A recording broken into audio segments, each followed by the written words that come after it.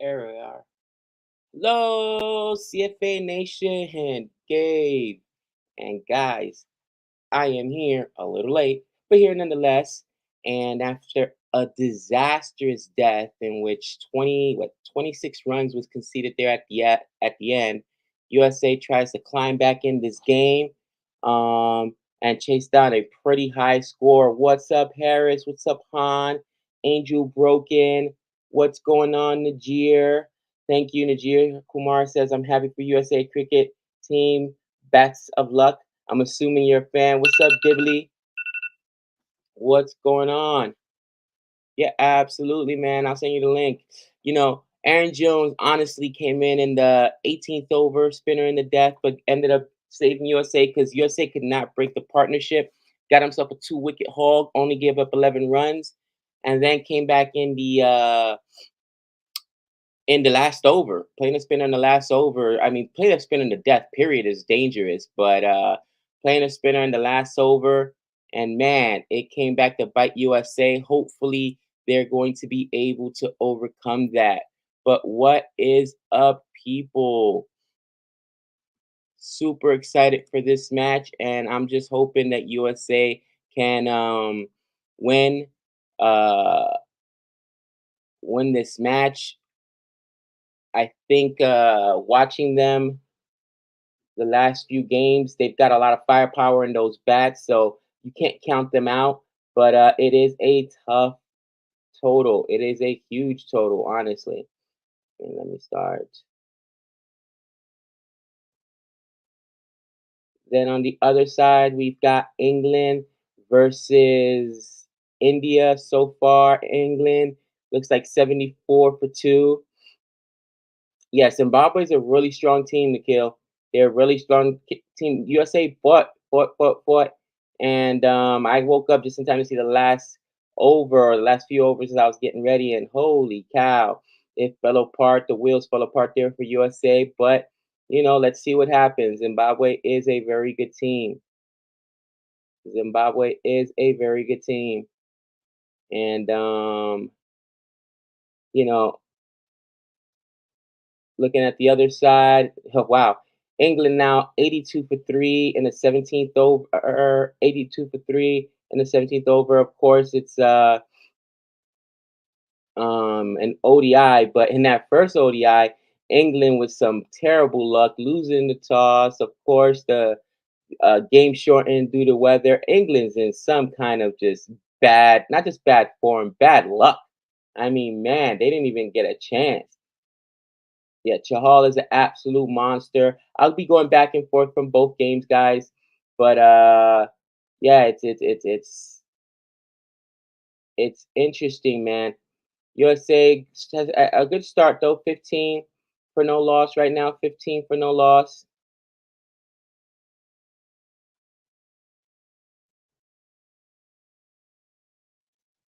And Stephen Taylor, just what a 6 there. Stephen Taylor with a 6, and now, whew, oh boy, he takes that deep for a 6. Takes that deep for a 6. Holy cow.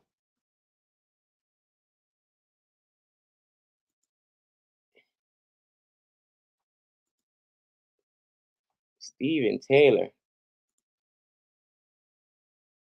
Pumping Raza. And Raza's the guy that at the end absolutely destroyed USA cricket. So he's getting destroyed here in the power play. And he's going for 13.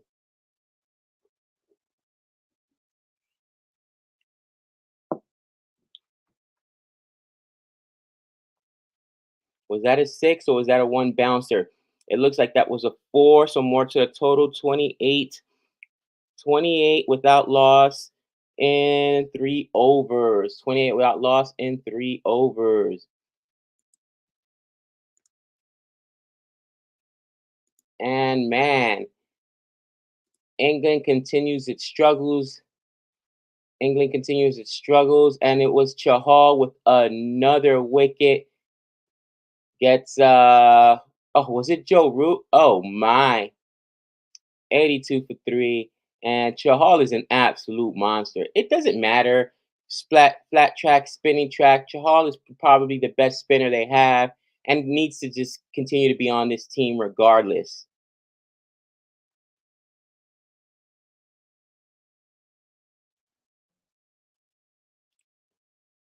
Dot ball in the fourth over. Patel with a dot ball there.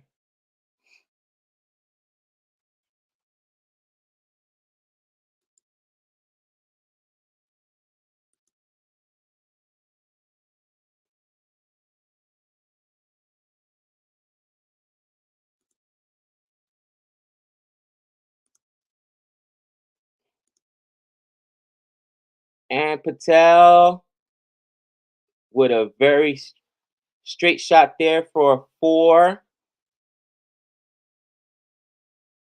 And he gets into the party now because it's been practically Stephen Taylor doing all the scoring. So UNC it comes back and says, "Listen, we're here to bang out. You guys are the host tournament. Zimbabwe is a better team, but we're here to play." So I like the fight they're showing here in this third quarter qualifying match, and they're both 2-0, correct? I'm pretty sure Zimbabwe. Yeah, Zimbabwe pulled out that second match. So the two teams at the top of the table. And an edge for a 4. Back-to-back boundaries for Patel there. 36 for nil.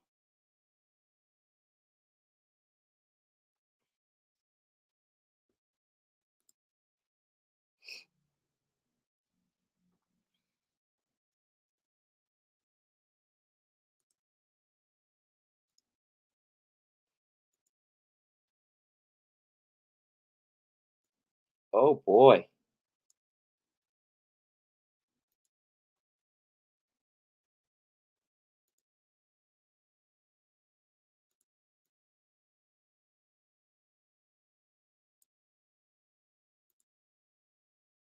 And Jack, I'm working on sending you that link right now. Check it out.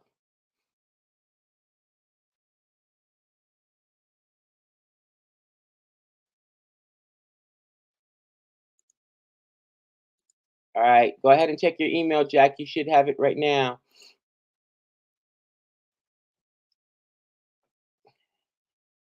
And all right, now that I got that done, and it's fun. I'm gonna be trying to go between both games, but that's gonna be a little bit difficult. And USA with 4 more runs there. Patel with another boundary, and that's 40 for nil here in the fourth over.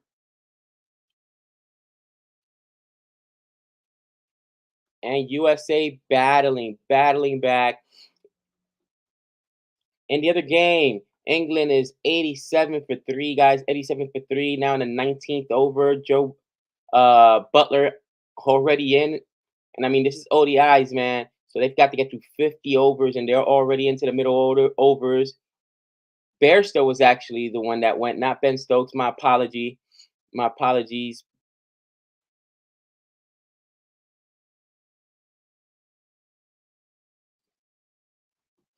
And oh, there goes a wicket. Shami the Butler. Shami the Butler. Shami bowls out Butler, and Butler's bad form continues. Guys, what is going on with Josh Butler? Listen, people are going to say, Gabe, you're making too much of it. You're making too much of it. No, Butler's got the curse of captaincy. And just like that, England go from 2 wickets down to 4 wickets in only the 19th over. They're not halfway through the game, and they just lost their captain. Holy smokes. You got to be kidding me. Malhotra. I've seen Malhotra USA team play Houston. Yeah, Malhotra is a savage, man. Raza is an experienced guy. Raza really saved Zimbabwe in that last over because USA came in. Aaron Jones had cleaned up 2 wickets in that 18th over, and it was looking like they were going to fall way short of the total that they needed, but not to be, not to be.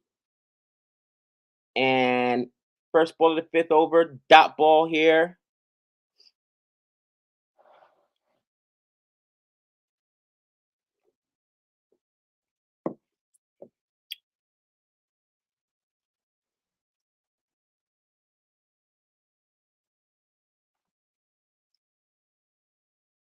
Owen Morgan, Joe Root will not play such reckless shots.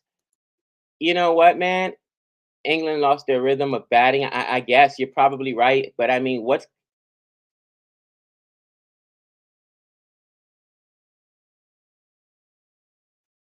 holy cow? You got this is just ridiculous.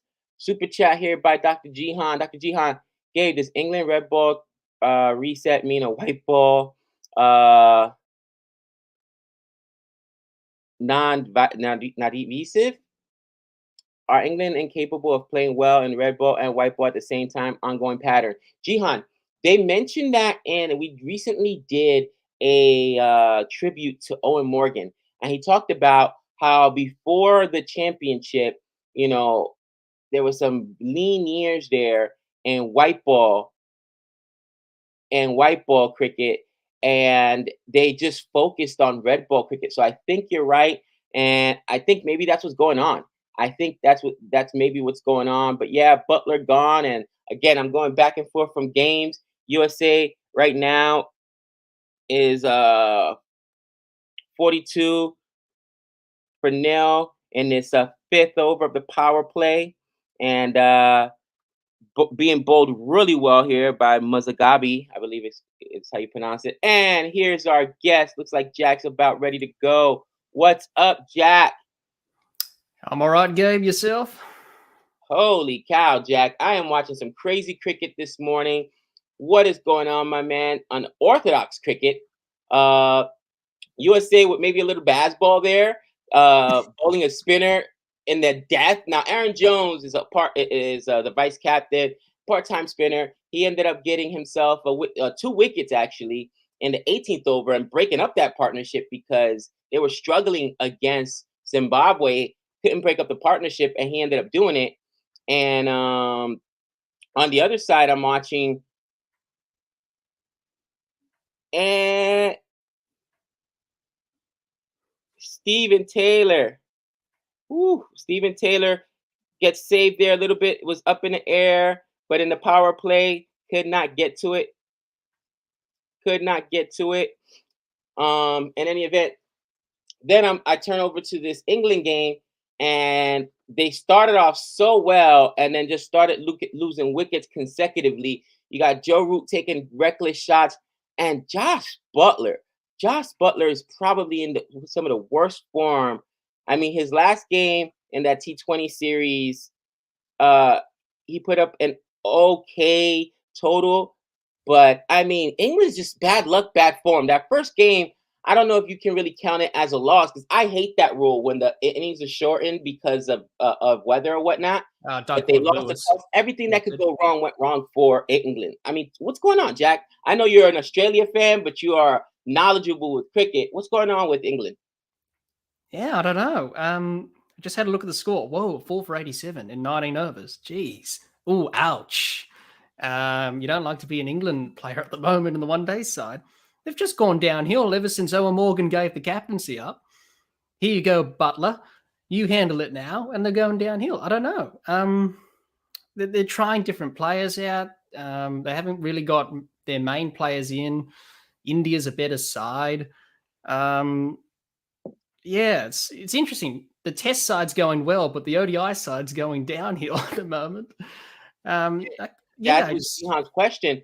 But I was watching because I'm going back and forth between games, and I'm watching the last two wickets, and they went from playing ODI and being conservative, playing on a nice rhythm, to all of a sudden now they're playing T20, taking reckless shots, and down goes Burstow, down goes well, Josh Butler was only 4 for 4. He had just committed. He's just in bad form. But I feel like Root threw away his wicket. Yeah, I don't know. England. And so Baz doesn't coach this side at all, right? Who coaches this side? Matthew Mott. He used to coach the Australian women's team, and then he got the job with England. So, yeah, he's the coach of England now for their one-day side. It's not going too well at the moment for Matthew Mott, but he's a very good coach. He coached well in the women's team. Obviously, the Australian women's team is just on another level, really, in the women's game. And is this true? Han says it's an Australian coach in their white ball team now. Matthew Mott is Australian. Yeah, he's Australian. Yeah. Oh, Matthew Mott. What is going on? They're gonna accuse him of collusion. I mean, to be fair, you know what I mean. Baz isn't English either, but man, this is ugly. This is ugly. I Yeah. don't know what to tell you. England's much better than this. Oh yeah, they are. Even the last game, they were. And Bumrah took 6 wickets. Ooh. 6 wickets. I saw the funniest tweet somebody sent me the other day. It was awesome, and it said, "Siri, play Boomerang," and it said Boomerang's unplayable. It was hilarious. Yeah. Boomerang's unplayable. Yeah, I mean it is. It's hilarious. No, Manav, I'll just be following the score for West Indies. I mean, oh, India versus West Indies match. That's actually my anniversary weekend. That's actually my anniversary weekend with the wife. We're gonna be out in and my birthday. We're gonna be out doing a staycation or whatnot. I'll be in and out, checking out scores. I'm sure Nick's gonna do a little bit of streaming for India versus my West Indies, but I'll be definitely watching them. Let me see. USA should win this match. If not, we'll face. I don't know about that, man. What do you feel about that? Like, and I love Aaron Jones. That's my man. I actually tweeted out to him the last match because he cleaned up that wicket at the end in the death. And again, as a vice captain, he's done a really good job leading this team. But I mean, playing it's a captain's choice, and it looked like he was gonna pick somebody else up. That should have been a wide. Taylor should have let it go. It should have been a wide, but takes a swing at it. He's an aggressive batter, which is fine. 55 for nil. But playing a spinner in the death. And again, captaincy, they probably should have played the spinners more in the middle of overs. Not sure what's going on. The spinners weren't getting the job done at that point. Again, there was a partnership that they could not break up, and Aaron Jones did it in the 18th over.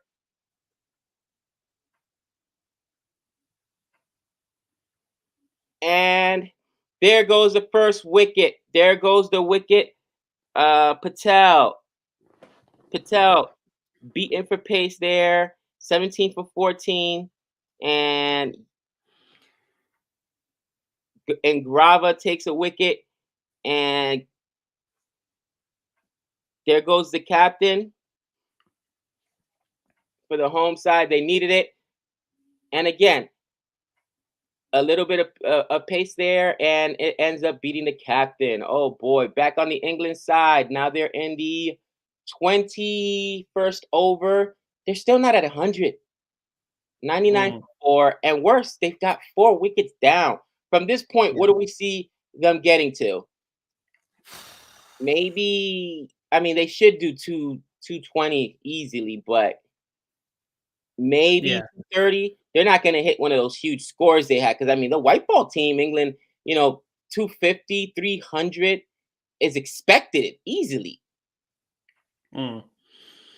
Yeah, they're in a bit of trouble here at the moment. England 4 for 99. We need a partnership quickly. In the worst way, Liam Livingstone is up, and I love Liam Livingstone. What is a par? What's a par score here in ODIs? Let me know in the chat, guys. What's par for this for these grounds and out here in Lords and ODI? That will be interesting. Dibley. Sorry, Gabe. Say that again. What do you think would be par for Lords? I'm not too sure with what the par score is at Lords.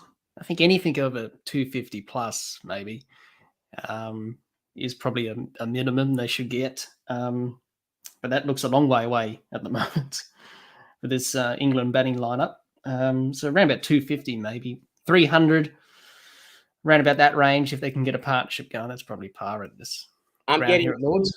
66, 250, 300. All right. Let me see. Thor Love and Thunder. I thought it was good, but it wasn't as good. I thought it was good, but it wasn't as good as Thor Ragnarok. With that being said, I think it's you. I don't know, man. The MCU is missing something. The last few films, Doctor Strange was good, but it just really after Spider-Man, No Way Home, the films have struggled, and actually after, in my opinion, after Avengers Endgame, all the non-Spider-Man films have really struggled. That's just my opinion. And they've just been okay. They haven't been great. Haven't really blown our minds. Man, the Eternals was absolutely trash. That was hot garbage. So here comes Zimbabwe with the spin. And this is Zimbabwe's strength, right? Spin. So let's see if Zimbabwe is able to use spin to control that USA batting attack.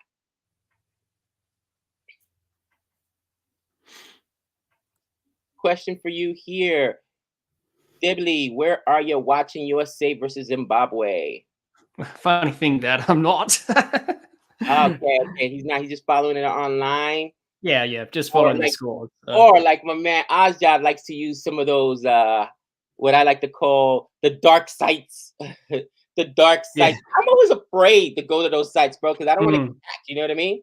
Yeah, Nowadays, that's right. everything's on your computer, and like my Yeah. computer, my phone is connected or whatnot, which has like all my card information, and everything on there. I have been hacked a few times, so luckily that's why I use Yeah. credit cards for everything. I was like, I ain't buy it. You know what I mean? That's not me, and they Mm. can easily check it. Oh, Yeah. somebody is using my card again in Mexico. Really? We went on vacation, and for like the next month, my card was getting ran for stuff, and I'm like, come on, dude. Yeah. But it's easier. I'm just following the scores, but I can check over the England match if you want me to, Gabe. So Yeah, absolutely. I Like that can England do match that on as the well. screen. It's so tough going back and forth from sharing. Yeah. Obviously, I a little bit more attention was this, but USA is now 59 for 1. And what do we got?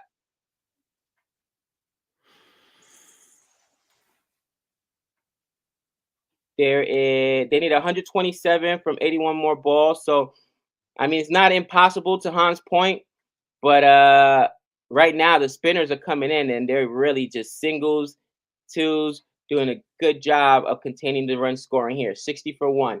I will update the score. Power play is done. I'm gonna do it just now. I was gonna wait till the end of the over, but at this point, I just gotta try to keep up. So how you been, Jack?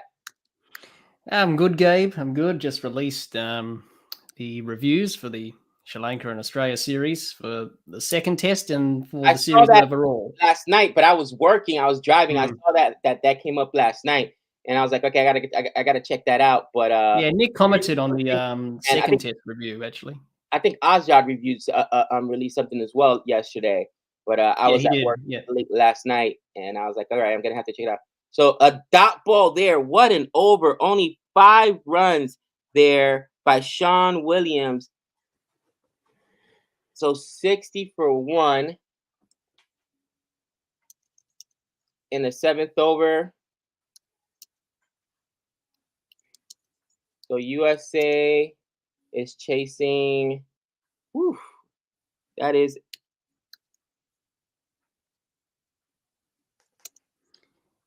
what they need 126 more runs. 126 more runs. Ooh, I think Ben Stokes has just got out. Someone's just told us in the chat Oh there. my! Ben Are you Stokes is serious? out. Let's go back over to that game. Did Ben Stokes just get out? It's Well, Chahal bowling. If Ben Stokes gets out, this game is over. I'm gonna call it right now. And there's got to be some real questions asked here. yeah, but I'm just looking at it now. Let's have a look. Now I'm Oh back. yeah, that's Oh, walk off. Yeah, that's plum. yep. You don't Chahal even need to review that. That is plum. does That it looks pretty good. again. Chahal does it again, dude. And I can never pronounce his first name right. Is it Yuzarinda? He is an absolute monster, man. Oh He is yeah, an yeah, absolute monster, smashing and it into the doesn't stump. matter. They're in England here, man. They're in Lords. It doesn't matter. Mm. Spinning track, flat track, turning track. He is an absolute monster. I feel like he's India's version of Nathan Lyon. Like, he could just bowl anywhere. It doesn't matter. Yep. Oh, 102 for 5. And I mean, that's just, Yeah. it's just brutal. It's just brutal. Yeah, well, they've got some of their main players back, but they're still struggling. Yeah, it's not good if you're an England fan at the moment for the ODI side. Jihan says, can West Indies only play hit and giggle cricket T20 these days? They are being slaughtered by Bangladesh and ODIs. Dread to think what India will do to them. West Indies is not in the best form right now. Let's just be candid. And West Indies, I think they need a leadership change. And we're talking about not just captaincy, but we're talking about from coaching, even selection. Everybody needs to be. I mean, it's a frustrating. The philosophy needs to change. The philosophy and what the West Indies need to change. So it's a frustrating thing. And I agree with you, Dr. Jihan. It's it's brutal. Back in the chat, what's going on? 35. Don't forget to like and subscribe. Yeah, my commentary is not the best. I try the best. Han says 900 is par if you are facing the West Indies trash bowling. How dare you? You shut your mouth. You shut your mouth, Han. Yeah, he's not wrong. Oh man. Let's see. MCU fell after endgame. I think so too. Thank you, Tom Curran. I did not see the Miss Marvel spoiler. I mean, episode yesterday. Busy working.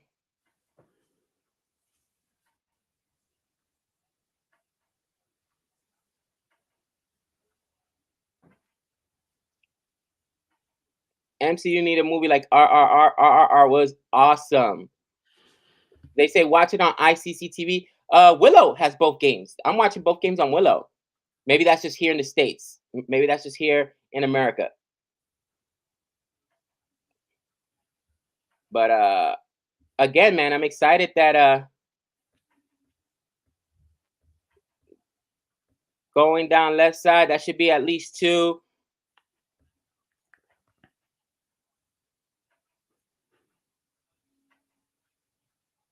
He was in. And that was leg buys. Reckless Stokes. I think the England white ball team is just playing recklessly in general. I don't understand that. Why would Baz coach? Or is it because, help me here, Jack. Is it because when we first started watching cricket, we got used to watching, especially Australia, and in Australia, JL coached all 3 sides at that point.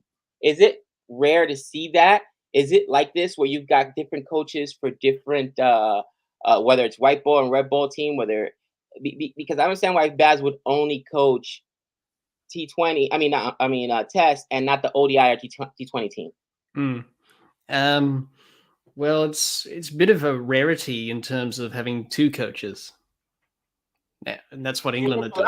I would say there'd probably be some kind of friction with a white ball player wanting reverse sweep for a boundary, and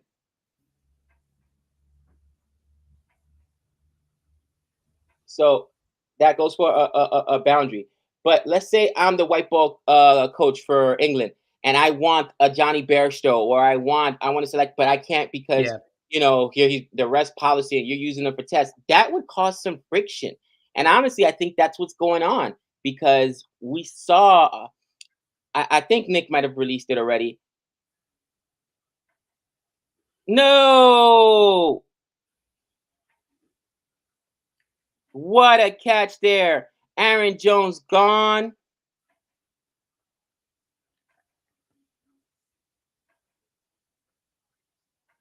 Jones gone for 7 there. And that's a huge catch. Beautiful catch there by Shimba. And runs, dives, man. Makes a huge catch.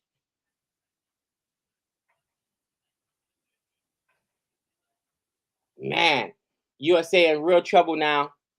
Brilliant catch, but they're reviewing it to make sure he caught it.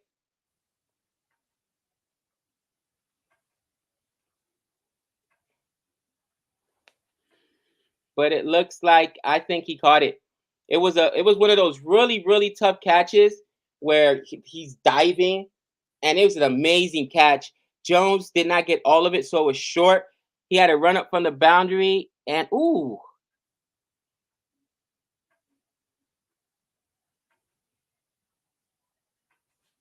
Oh, he picked that ball off inches off the ground. What a catch. If Zimbabwe wins this match, you know that saying, catches win matches. Yeah. To get the vice captain down on 7 runs on 9 balls, that was amazing.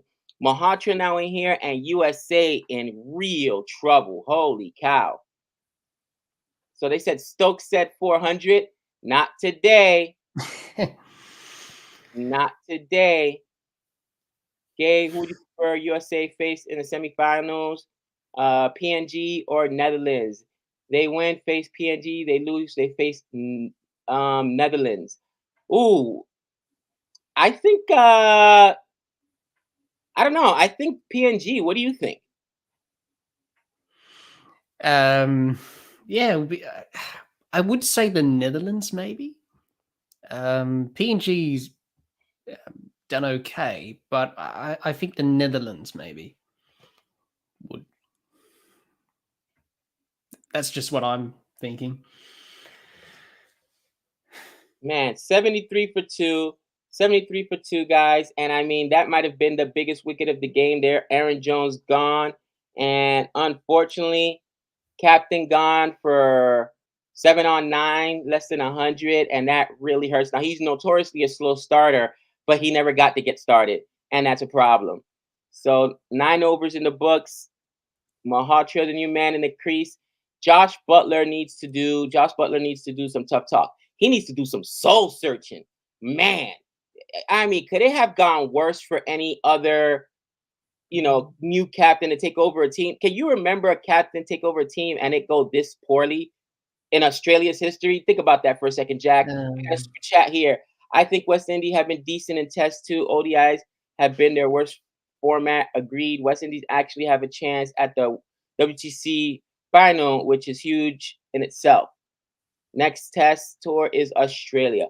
I mean, West Indies, for sure, ODI is their west side. T20 is their best side. They're improving in tests, but not where they need to be. Definitely not where they need to be. And this coming from a West Indies fan. Raza comes back into the attack. And on the other side, 23. England is 105 for 5 in the 23rd over. 23 overs in the books. And I mean, they've got Liam Livingstone and Moeen Ali. And then, guys, and then it's done. This is the last of the Mohicans because they've got Overton, Wiley, Cars, and Hopley. So these guys need to establish a partnership, and they've got to make it 27 overs. Moeen Ali and Livingstone?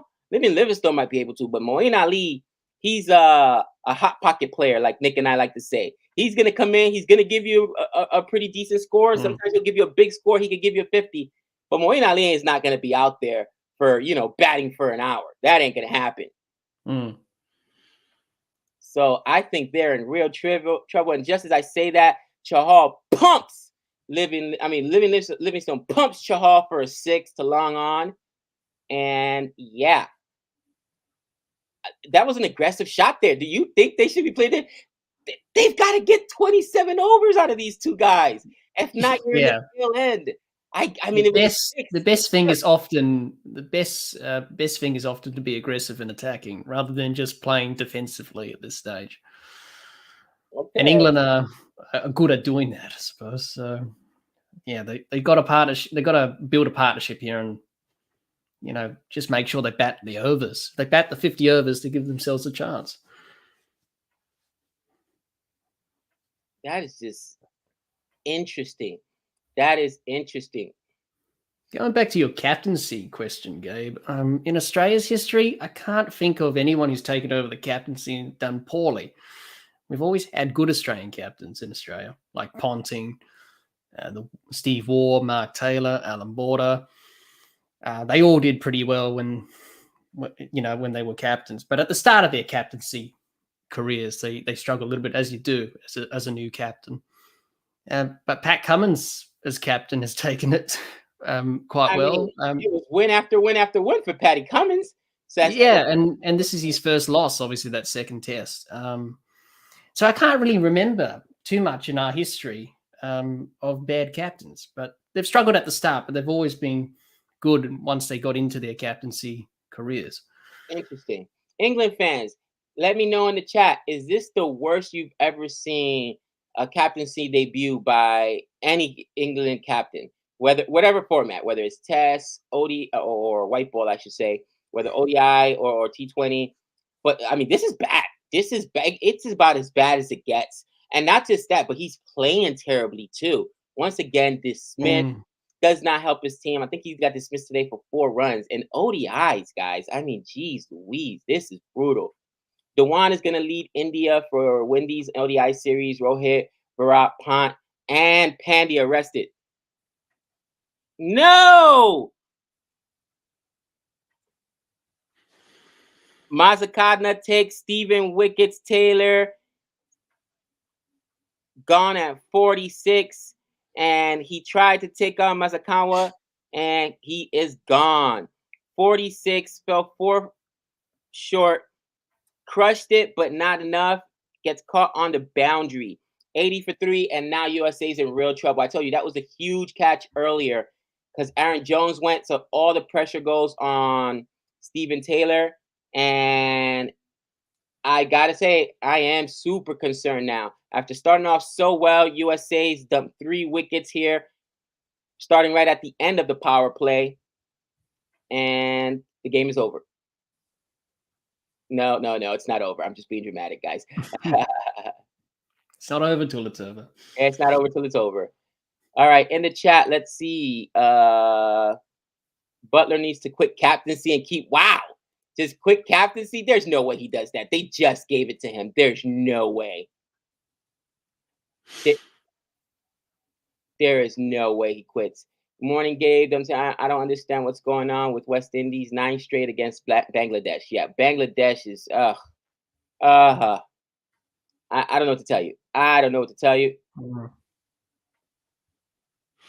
Let's see. Australia is always lucky. Had good leaders. Pat Cummins, decent. Smudge wasn't a good captain. Well, is it because of I'm not talking about the scandal. I'm just talking about, playing, you know what I mean? How did he do as far as winning games? Yeah. And here, Tim Payne, remember, Tim Payne took over after the scandal and took a reeling Australia team and brought him back decently. Oh. And Mazzacadna with an unbelievable spell here. Takes 2 of the biggest wickets. He bottom edge and Malhotra gone, and that's the USA's biggest guns. Malhotra gone, Stephen Taylor gone in the same over, and Mazzacadna has literally put this team on his back with 2 wickets. Wicket.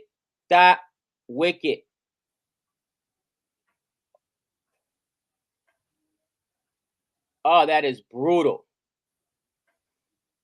They need over 10 and over. We've got King and Singh and losing 4 wickets here in the 11th over. Oh, just brutal. We could have got with that partnership to the death, then United States has a chance. But as it stands here, they need 100 off of 50, 106 off the 50 balls, oh man, it's ugly. It's ugly. Gabe, you hear John Campbell is facing disciplinary hearing for doping violation. If found guilty, he could be banned for 4 years. That's why he's not being selected at the moment. No, I did not hear that. Is that a big thing that happens a lot in cricket, doping? I very seldomly hear about it, yet it is a big thing in American sports, especially baseball. We got a lot of guys that get busted for doping. What are your thoughts? What do you think, Jack? Yeah, you don't see it too much in cricket. You see the odd one every now and again, someone's been banned for taking a legal substance or doping, but not that too often, really. Unlike other sports. So yeah, that's not good if that's true. And I'll tell you, in my opinion, what happened. John Campbell had been struggling the last few years and had been dropped from the team. And then a lot of times your body no longer cooperates, Jack. And what happens is players get desperate and, they go and turn to things they probably shouldn't have to turn to. And, I'm not saying it says an allegation. Did he really get caught? Who knows? But if that's what happened, I can guarantee you that's what's going on. He's just, feeling the pressure. Age catches up to you. You know what I mean? And yeah, when I say age, also think, I know people are going to say, oh, there's older players out there, like Kohli. Kohli, I didn't realize how old Kohli actually is, but what you got to think on, what you got to realize is that how long have you been playing cricket, right? Or baseball or football? But your body only has so many. And there goes a boundary reverse sweep for Mr. Kane. And now USA at 85, so now chasing exactly 100.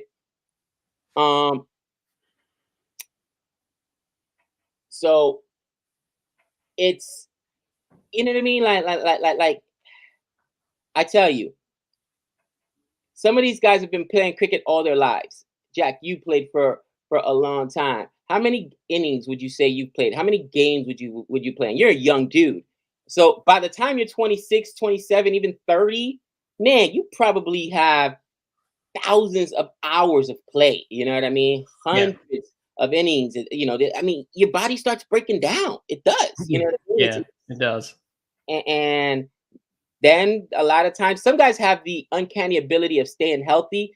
A, they never get injured, and B, their body recuperates. Like, Tom Brady is 42 years old and just won a Super Bowl. It does not happen. Do you know who Tom Brady is, by the way? Yeah. I mean, it does not happen. That just doesn't happen in the NFL, especially where you're taking monster hits. How? I don't know. Some guys can do that. Average quarterback doesn't even make it to 30 in the NFL because they're taking those massive hits. You know what I mean? Good ones will get into their 30s, 32, 33, 34, 35. But 42, unheard of. Unheard of. Yep. And turning back to where's Nick? Oh, you're wrong here. Campbell was probably on Prozac due to all the stress from Gabe. Oh, Prozac isn't illegal. Easy there. Daniel Jones is not an average quarterback. He is trash. And I can say that as a Giants fan. Where's Nick? Nick will not be joining us today. Nick is out on vacation with the family. And USA steals a quick run there. They're at 89. And 89 for 4. 12 overs in the books. So USA still have required run rate is 12. Holy cow. They've got a lot of work to do, but not impossible. Gabe, tell the truth. You're the reason for John Campbell. It's all your fault. You need him on the Sinister Six.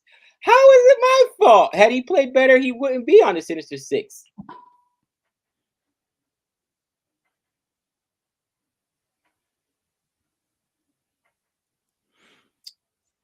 And turning back to the England game, 125 for 5 in the 26th over now.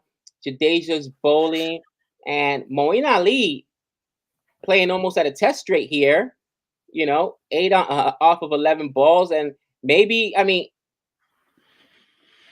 obviously, Moeen Ali being more conservative here, understanding he has to last. He doesn't have a choice. He has to get to at least, I would say, the 40th, 50th over, because you don't want those tail enders having to put together more than 5, 6, 7 innings together. If you're going to put up any kind of respectable score, as it is, you're more than midway through the game if you only got 126. if you fall now, England may fall short of 200. You know what I mean? So Moeen Ali playing respectable. Yeah. Yeah, that's what they need to do. Just to bat the overs out. That should be their goal, and see where they are. USA just gives up. I turn back over to the game, and Gurjaren Singh goes for a 6. He misses it, almost top edges, and it is caught. It is caught. And man, United States middle order has been decimated here. And once again, that man, Mazaka, listen to his numbers, Jack. 4 for 3. He's conceded 4 runs, 3 wickets. USA should probably stay away from this guy and stop trying to take him on. Mohandi is on right now. Morandi is on right now, 91 for 5, and USA is in bad trouble. Big trouble. Yep. It's a tough ask from here now. Now, I think this is a danger with USA because I've watched them play several times. USA is an aggressive team, man. They just are. That's how they play. They're unapologetic about it. And like you said, sometimes it's good to play aggressive, but if it's you've got to not reckless aggression, you can't play reckless. And I think that's what England's doing with their white ball team. They're playing completely reckless. Again, watching some of the shots Stokes was taking after knowing that we've lost a Joe Root, we've lost a Johnny Bairstow, we lost a Josh Butler. I'm thinking, what are you doing, Stokes? It's you and Moeen Ali, and that's it. You know what I mean? So he needed to establish that partnership, him, Livingstone, and he didn't do so. So now you just think about, I don't know, man, the mentality needs to change, and I don't know how England fixes it.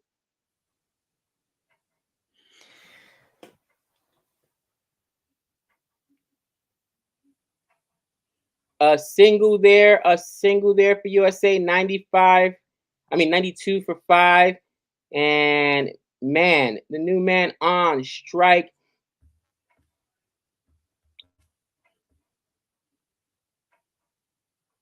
And Wandi digs it out. Beautiful Yorker, dug out for a single. Man, these numbers are absolutely sickening. 6 for 3 with 1 ball left for Matsuzaka, and he's absolutely decimated USA. He's taken Stephen Taylor. Oh, I'd love to see Stephen Taylor in the IPL. I just looked up. Seeing Stephen Taylor in the IPL would be awesome if he were to get selected. USA players have actually been to at least one. Ali Khan had been selected in the IPL with KKR. Ali Khan, by the way, hopefully he recovers shortly. Did you hear the news on Ali Khan? No, I haven't. What was the news, Gabe? Maza Kadza. Masa Katsa? Is it Masa Katsa? Okay. Stephen Taylor used to play in the CPL. Okay, good stuff. Good stuff. Rohit, okay. Let me check his CPL numbers when I have a chance. And right now, England 126 for 5 in the 27th over. That is, no, you heard it correctly. In the 27th over, guys. This is ugly. This is ugly for England, and it's ugly for USA as well. Holy cow. It's not a great day. Marty Kane steals an extra run here on the first ball against, is it Brul? Overthrow, and USA steals another run.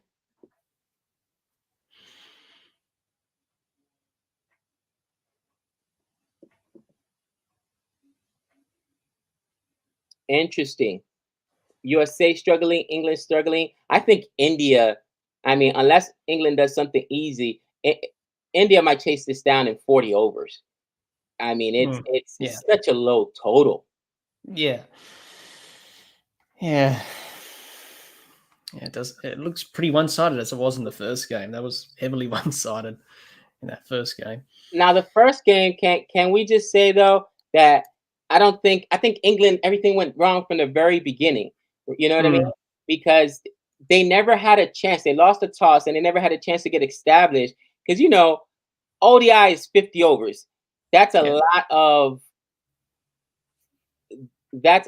of a lot of time. You know what I mean? it's like 300 balls.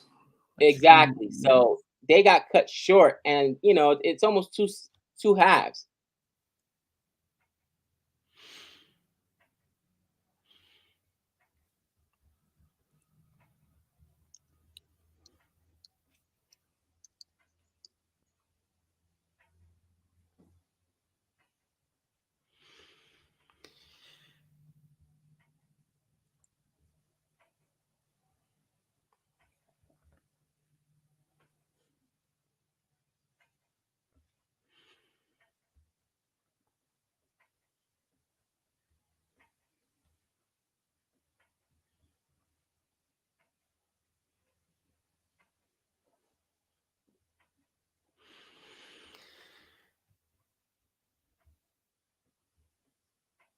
Madani takes that for a single.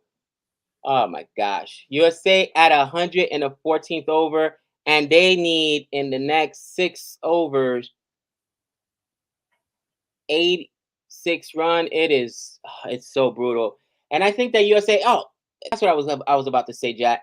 Um mm, uh Part of the reason that guys, I'm sorry, it's ugly. I'm so depressed with USA right now. It's like it's silent right now. Part of the reason that USA today had to make the move with Aaron Jones at the death is because Ali Khan has a fractured arm. He's out. ooh, Yeah. At the end of the game, ball hit him in the arm, and I think it was 19th over against Jersey, and he's out the rest of the tournament. And he's the only other American player that I've known, because he was actually born here in America in the USA and plays for USA, yeah. that has played in the IPL. It was a big deal when he actually played in the IPL because he's the first American-born player selected to the IPL. But yeah, guys, sorry about the silence. Like I said, I'm suffering with the team right now. Obviously, Hmm. you know what I mean. And it is what it is. I know Jack is We've suffering. all been there, Gabe. Yeah. I was like that the other day with Australia against Sri Lanka. Yeah. I just switched off after Cameron Green got out. I was like, yeah, it's going to end today. So no point watching the misery and pain. What am I drinking? Coffee. It's early in the morning here. It's like 6 a.m. So, well, actually, it's just turned to 7. Yeah, USA, easy loss. I gotta agree with you. I gotta agree with you. It But is. they're they're a developing team. You got to give them time. Yeah, It's for all sure. about learning. It's all about getting better each game. So, um, yeah, you'll have setbacks, but hopefully you can learn from it and bounce back. Yeah, USA struggling to find boundaries, and at this point, I get it. Right now, they're 5 wickets down, but Kane and Madani are your last hope. So if you're gonna make it, you know what I mean. The run rate is, my gosh, if I'm doing that math correctly, run rate's at 16 and over right now. That's, I mean, 17 and over almost. That's just Yeah, brutal. so it's a tough ask for anyone once it gets to A very that tough harder rate. ask. And on the other side, Moeen Ali now definitely playing at a test rate. Maybe he's being too conservative. What do you think about that, Jack? 11 off 19. Ooh, 57 strike Well, rate.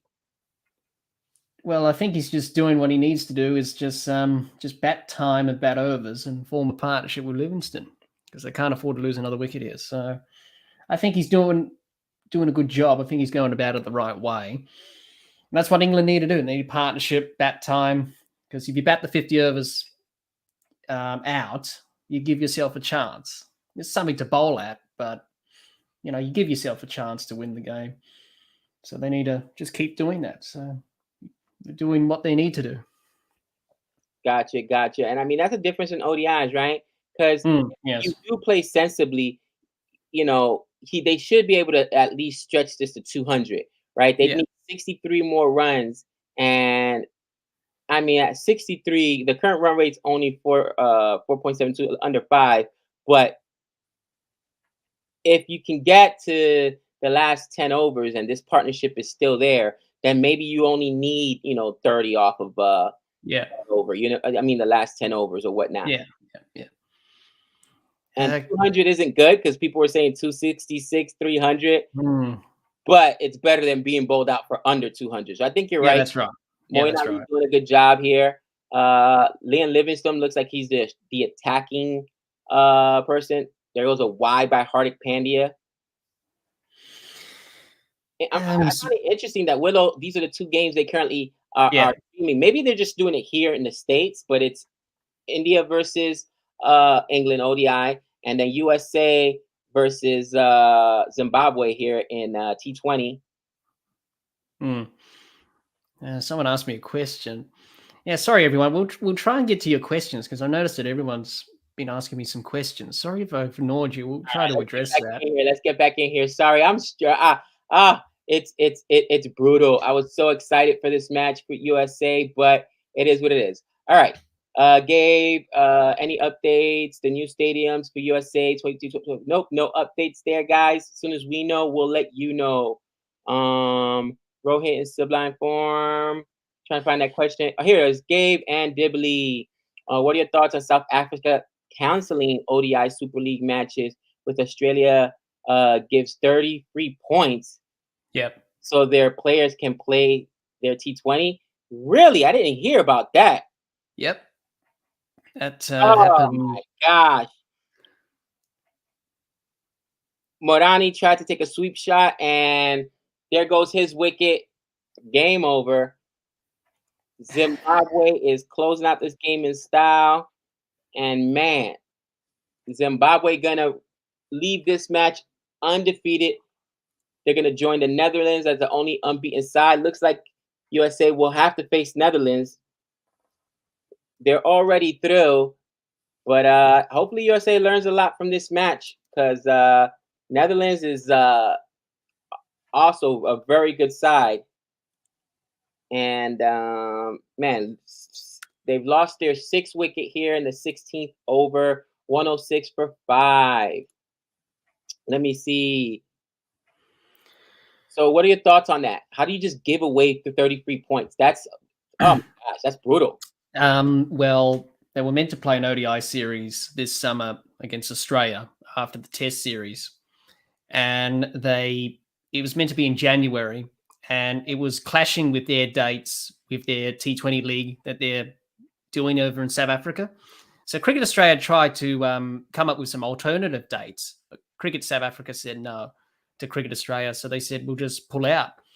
And because it's a part of the ODI Super League, which is qualification for the World Cup next year in India, Gabe, 50 over World Cup. Right. So that's why they're talking about the points there. 30. So Australia will take the points, we'll take the points, but South Africa do face a very tough time of it trying to qualify for the World Cup directly, because you have to finish in the top half out of the 13 teams in the league to qualify automatically. India qualify automatically because they're the host nation. Right. But if you finish below that, you've got to play in a 50 over world. You've got to play in a World Cup qualifier, and South Africa face being in that tournament because of this. What's happened with Australia? So, yeah, they said the players were disappointed. They released a statement, Cricket South Africa, and said the players were disappointed that we had to do this. And then people saying, well, that's just the way it's going to go in cricket, isn't it? I can't even get the word out. Putting franchise cricket first rather than international cricket. And that's what a lot of people have been saying. So it does take a bit of a few games out of the schedule here in Australia for the summer. But, at least that frees up a bit of space for the international players to play in the Big Bash this year, because that fixture's just been announced a few days ago. So, man, yeah, it is. So yeah, it is. Cricket over international cricket, and that's, to me, that's crazy. But you got to think about it from the perspective of the finances, right? And unfortunately, some nations have a lot more resources when it comes to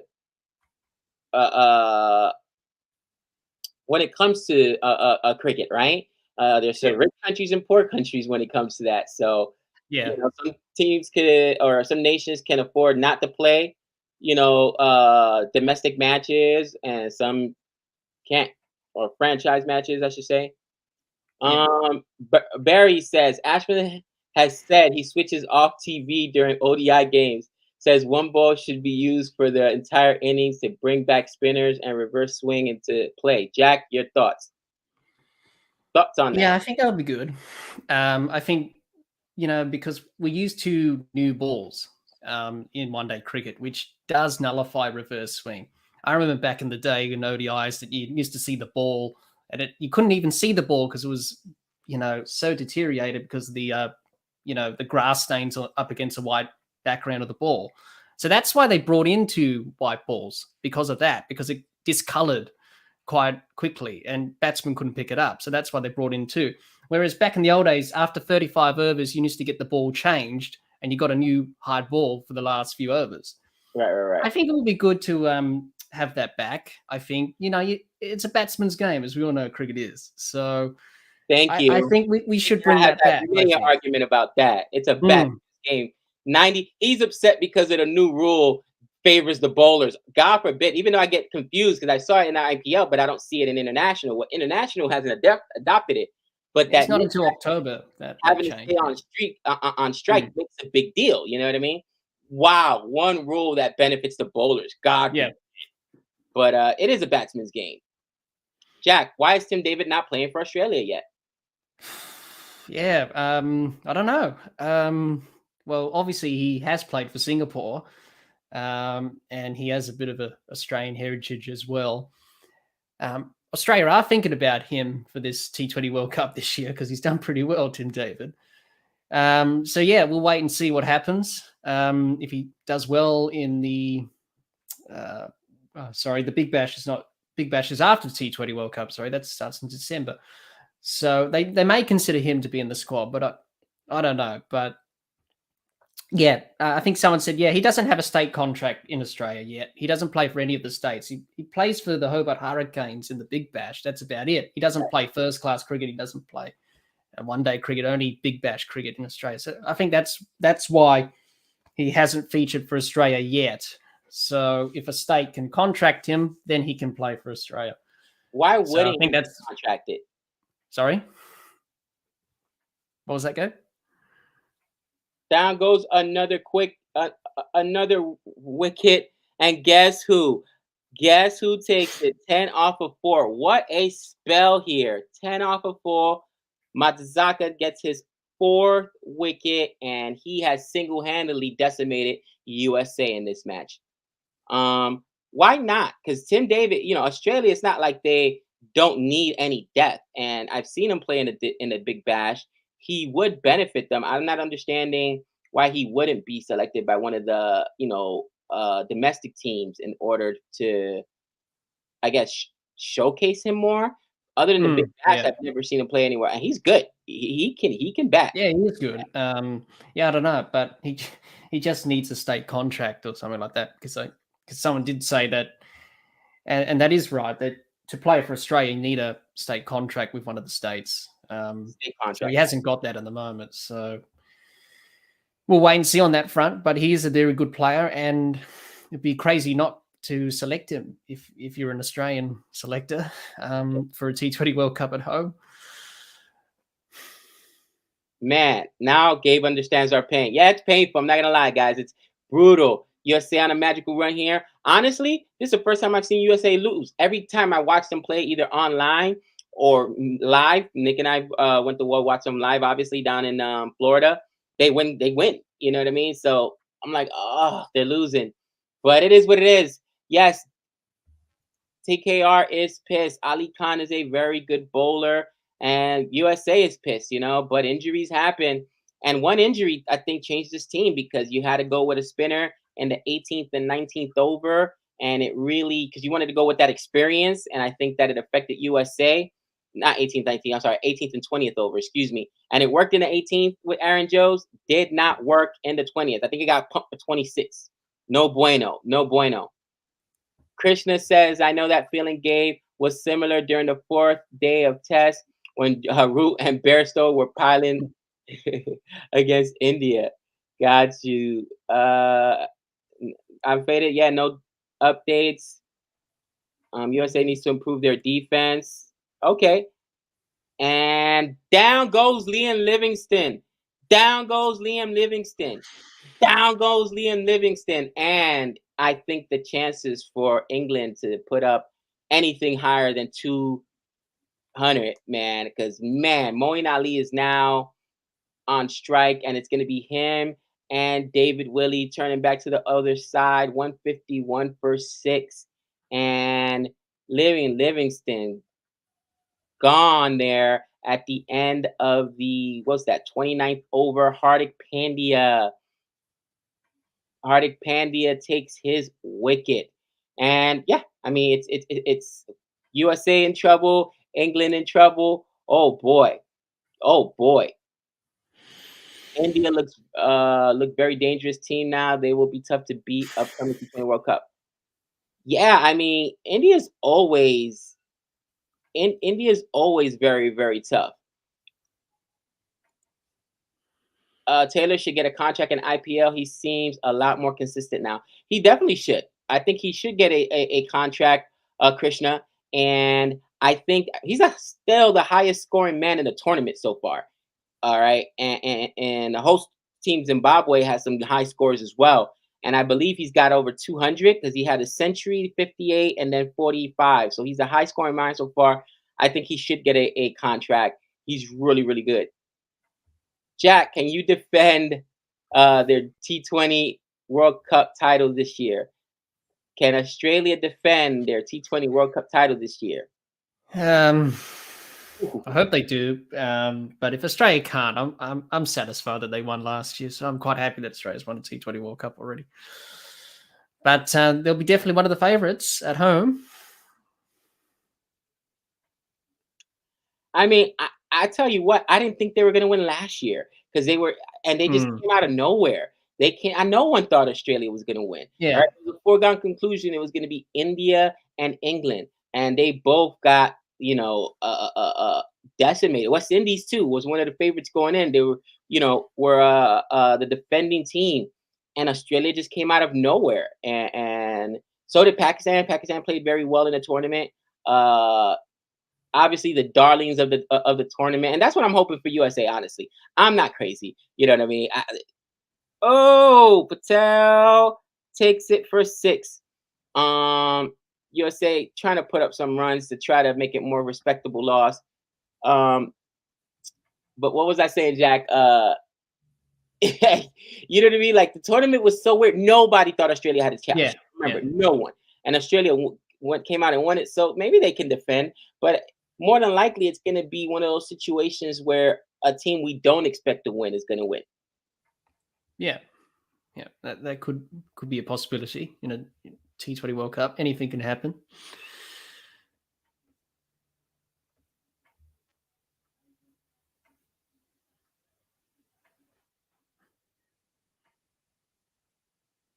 All right, trying to get back in. USA versus Netherlands semifinal. Netherlands will be the clear favorites.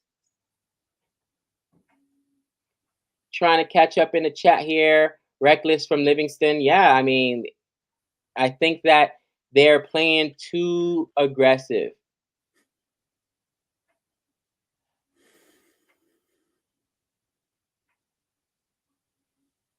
Wow, the ball is really turning here. Wow. Australia won't even qualify for the semis. Interesting. I think that they'll qualify for the semis, but who knows? Who knows? Like I said, there was a lot of teams that were expected to do very well, including my West Indies, that did poorly in that T20 World Cup. So who knows?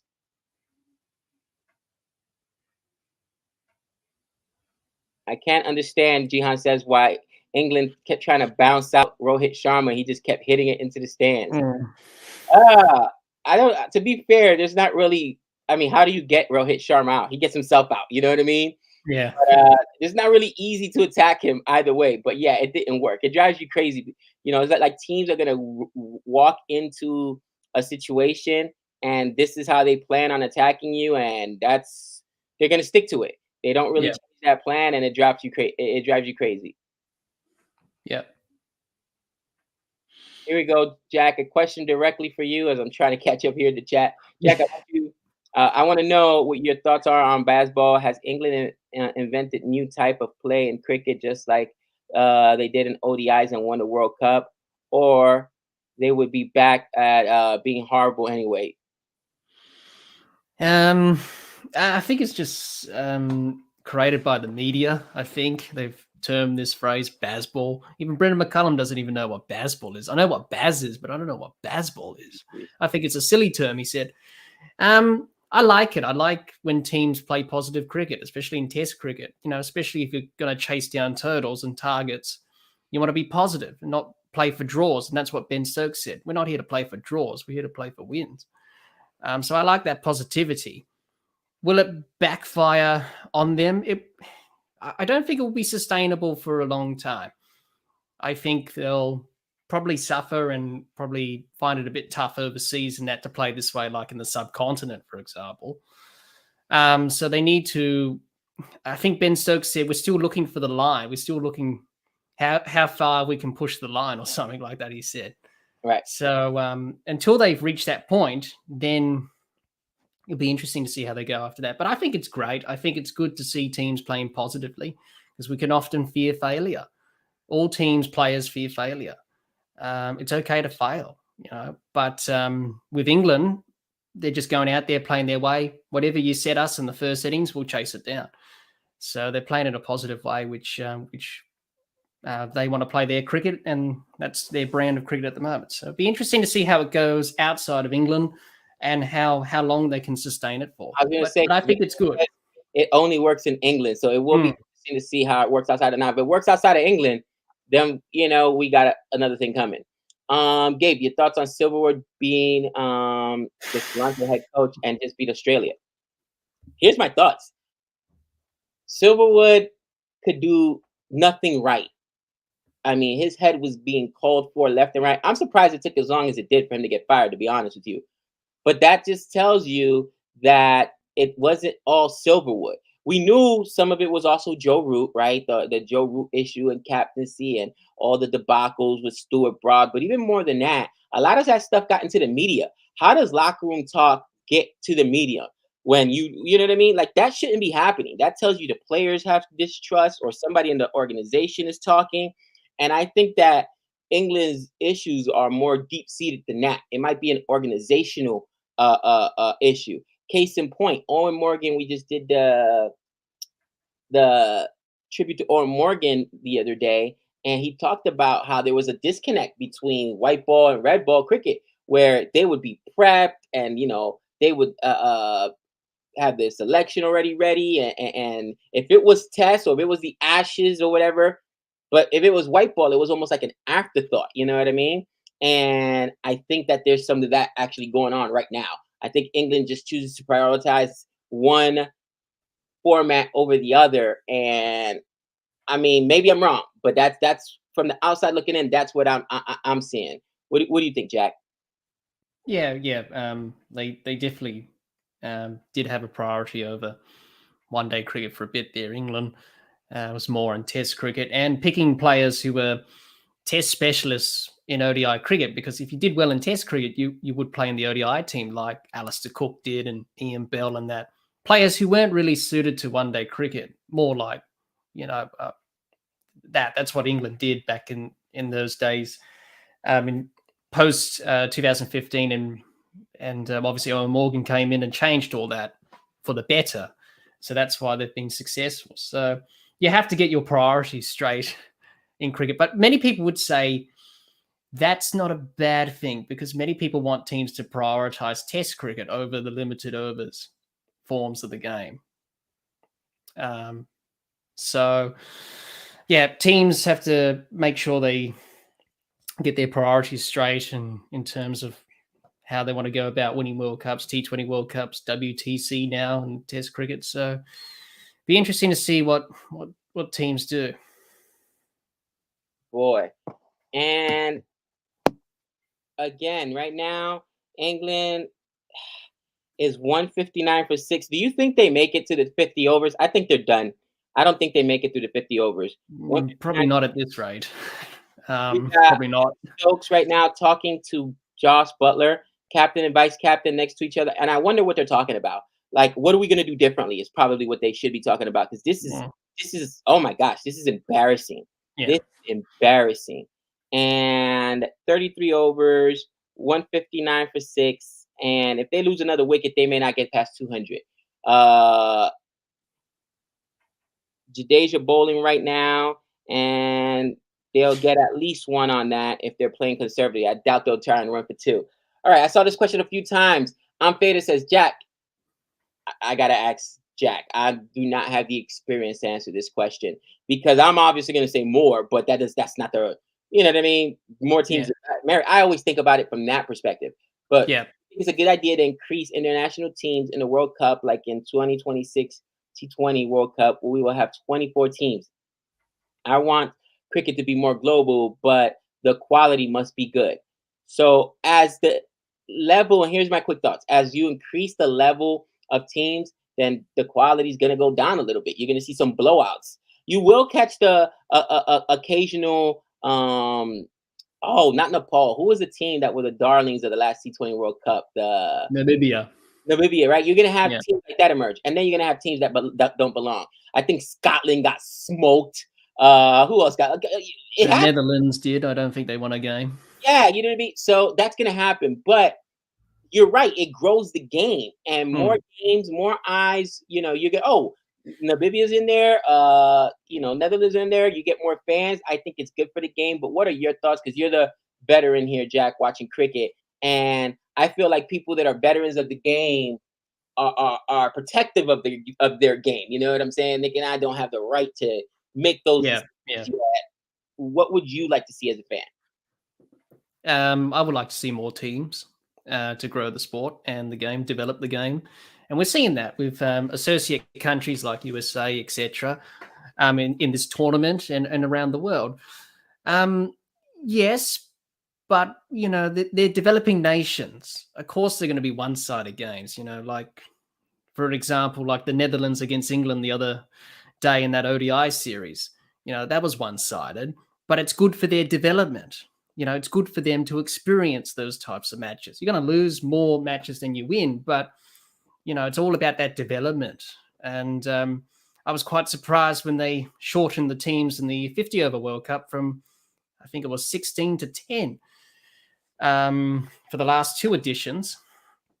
Obviously, 2019, it was 10 teams, and obviously the one next year is 10 teams in India. Then after that, they're going to expand it even more back to 16 or something like that I read. But I think it's good. But yes, the quality is going to diminish a little bit. But let's just think about the long-term prospects, is that it will develop those teams and it will make them better in the long run.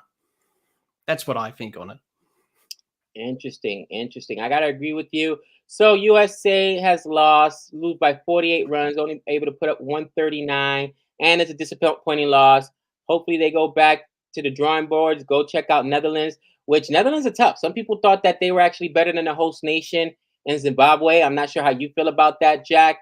Are they the best team in the tournament, or is Zimbabwe, the best team in this tournament as far as being the host nation? I would ask you. I don't really follow the Netherlands and Zimbabwe that closely. Yeah, I would say playing at home gives them an advantage, of course. So they know these conditions. They've played, a lot of their players have played a lot of international cricket against the big teams in the world and against other teams. So they got that experience. So, yeah, you could say they are the best team at the moment in this qualifying tournament in Zimbabwe. So England right now, 166 for 6 in the 35th over here, as you got Krishna bowling, and has not taken a wicket today. He failed to take a wicket so far, but only 32 runs. Still 5.4. He's averaging 5.4 and over, which is a little high for ODIs, but I like Krishna. A lot. I think he's going to be, a future star for England. I know, not England, for India.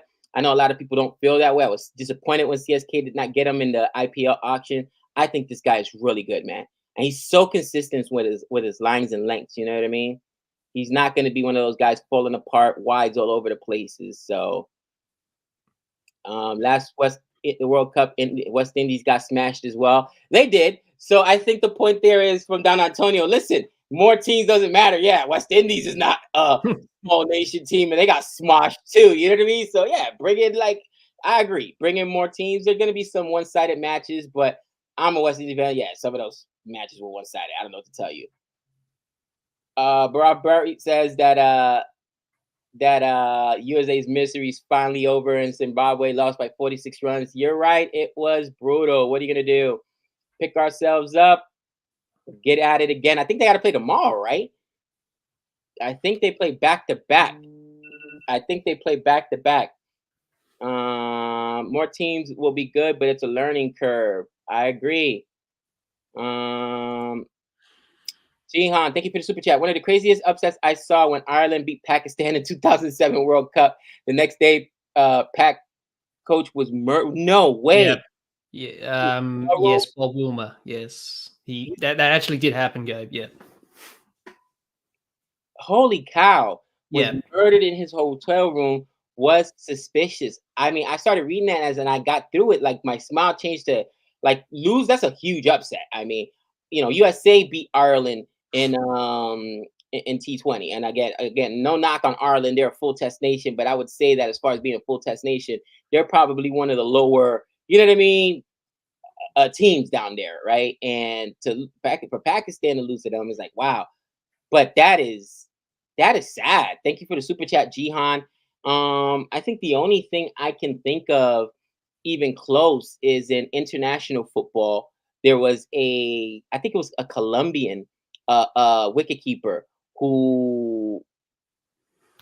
who's I think it was a Colombian player. It was either the wicketkeeper or the player. I can't remember. Scored an on goal, right, to lose a game, and I think it was a World Cup qualifying match or whatnot. And bro, they beheaded him.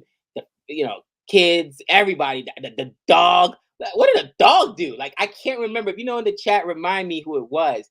But I mean, yeah, people get crazy. That is sad that happened. Wow. It's still a mystery to this day. Yeah, but that did actually happen. And it was actually in the World Cup, in the West Indies, that World Cup 2007. Bob Woolmer. And that is now Bob Woolmer. Was he from Pakistan or? No, he was from South Africa, but he coached Pakistan. Okay.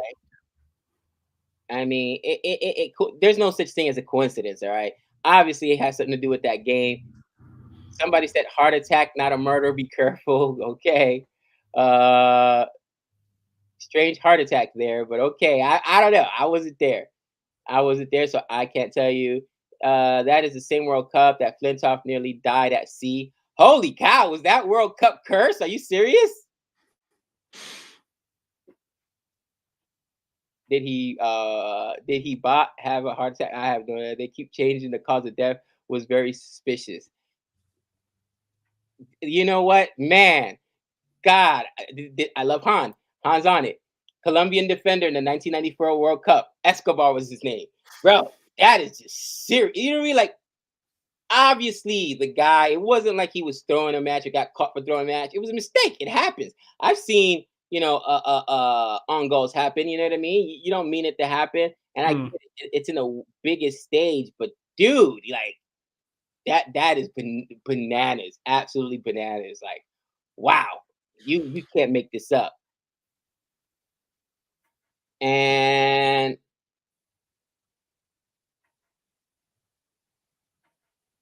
where is it? Did I say wicketkeeper as well when I was talking about soccer or football instead of goalkeeper? You know what? I catch myself doing that with baseball. I'm watching the game the other day with a friend of mine, and I'm like, oh man, the I was gonna say bowler, the pitcher threw an absolutely nasty pitch, a nasty curveball. And I was like, oh man, that bowler, what a nasty. What? It's like, oh, sorry, pitcher. You know what I mean? Like, you start using that vernacular. So, Super chat. Everyone needs to start somewhere. Ireland were pushovers once. Now they go toe to toe with the best in the world. Agreed. Yeah, you know what I mean. And like I said, I'm a little disappointed in the outcome for USA, but it's not over yet. Hopefully, they can bounce back against Netherlands and then get us another crack at Zimbabwe, the host nation here. Andreas Escobar, he was shot and not beheaded. Gabe. Oh, he was shot. I thought he was beheaded, or maybe shot in the head. What it was.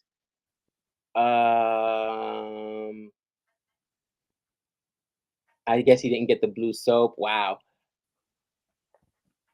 Who will win the FIFA World Cup? I have no idea. I have not watched it, not even a little bit, guys. I've been so busy, just cricket, baseball, family. We're actually going to a minor league baseball game this weekend here in town. Always fun to do that, taking my kids. Oh, Moeen Ali. Moeen Ali crushes a ball for 6, 31 on 47. And he's got David Willey here at partnership with him. But that's it, guys. Now you're into the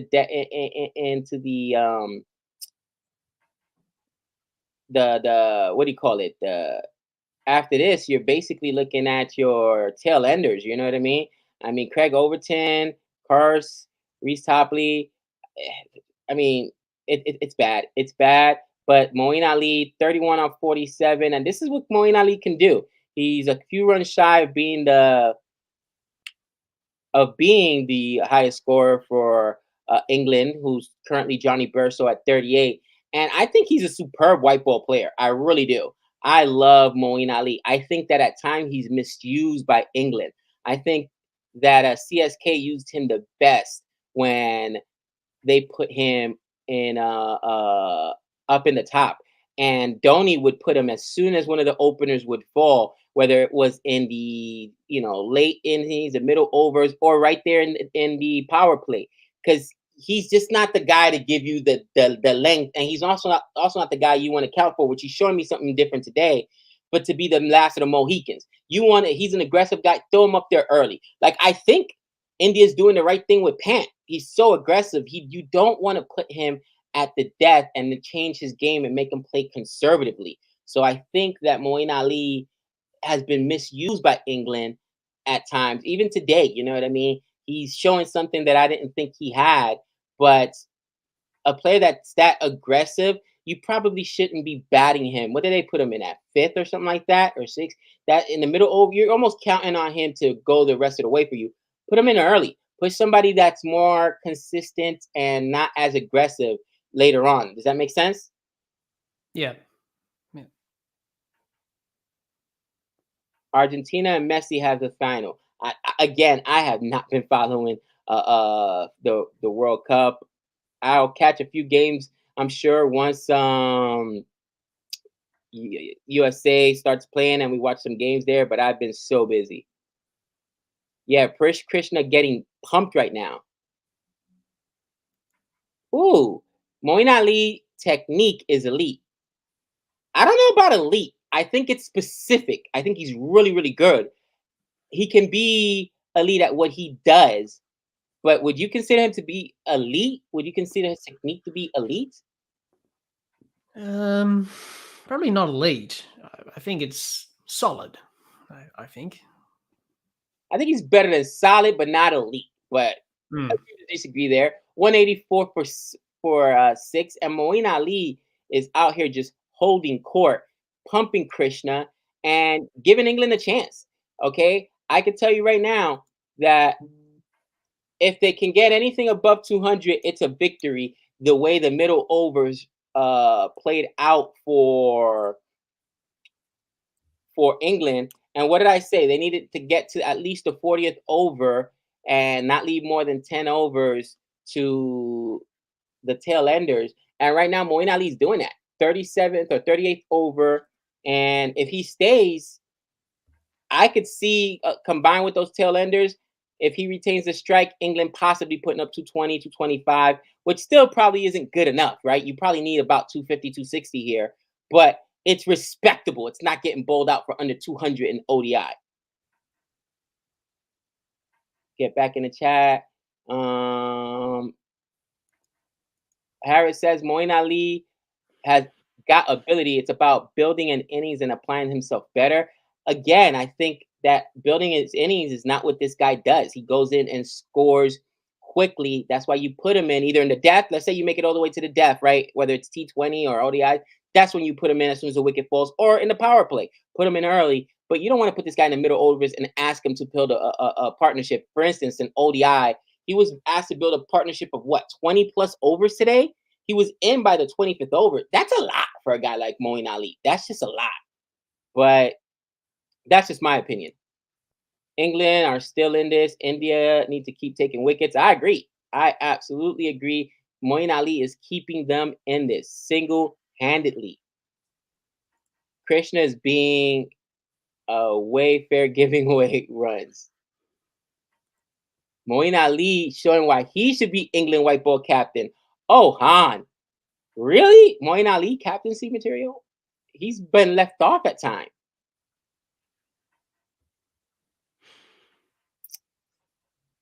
Who the cat is elite? Of course he is. Han, you are just terrible. How dare you?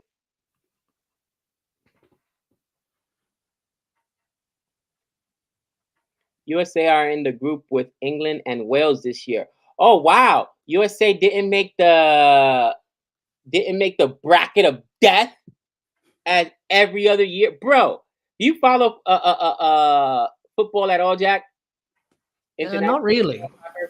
USA is always in what they call the bracket of death, bro. And which means you're in there with Brazil. You know what I mean? You're in there with the big boys. And it's like, what do we do? You know what I mean? Like, we always get it's random. Stop it. Stop it, random. Now, of course, USA, they're doing it because they want a lot of eyes on the game, and Americans do tune in. But and they put them in there against the biggest teams. But it's like, bro, Germany, the big dogs, bro. And you're like, oh, for Christ's sakes, you know what I mean? Like, can we get a soft bracket? Can we get a soft bracket? Is that too much to ask? Gosh. You know what I mean? I remember Nick was arguing about who was the soft bracket in the World Cup T20 qualifier or whatever. And it's like, you just never know, right? But there are those where you're like, you look around and you're like, oh my gosh, India. I think it was India, Pakistan, and it was India, Pakistan, Australia, and I forgot who else was in that World Cup. Who was the fourth? Remind me. And it was like, ugh, you know what I mean? Do you want that? Yeah. That bracket? It was like, ugh. Pakistan was in that group, I think. Because it was India, Pakistan. Who else? I can't remember the other ones. Moeen wasted talent, in my opinion. I think he could be a top test batsman with a little bit more discipline. Test. Really interesting. Okay. Baraf says FIFA World Cup is going to be held in USA, Mexico, and Canada in 2026, and we will be going. I had a chance to go to the World Cup. Like, I know you've been following me for a while. My wife's family is soccer royalty. You know what I mean? Like, so many pros in her family. Everybody and their mother plays over there. Her brother was the captain of the team over at UNLV, and they went to Brazil to go to the World Cup when it was in Brazil. And dude, we had tickets. We could have bunked up. It was like literally they had a hotel room. It was like 10 people in a room or something like that, or like 2 rooms. We could have easily just got the plane tickets and gone because the tickets were there, room was there. But we got the kids. We can't just take off. You know what I mean? So it's tough to do that, especially when it's not in your backyard. You know what I mean? But when it's here in USA, oh, I'm going. Oh, I'm going. It's it's got to be so. It's gonna be so much fun.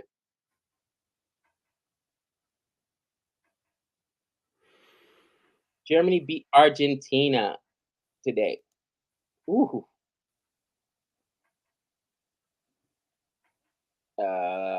Get back in here in the chat. Top edge for Mr. Willie there. Boomerang gives up a top edge for a boundary. And England, wow, they may cross 200 before the 40th over. And I mean, Krishna got pumped in that last over. It's been a couple of good overs here for England, and they may make a game of this. Yep. Now, I didn't realize David Willey had this in him to take on a Boomerang. Oh, my.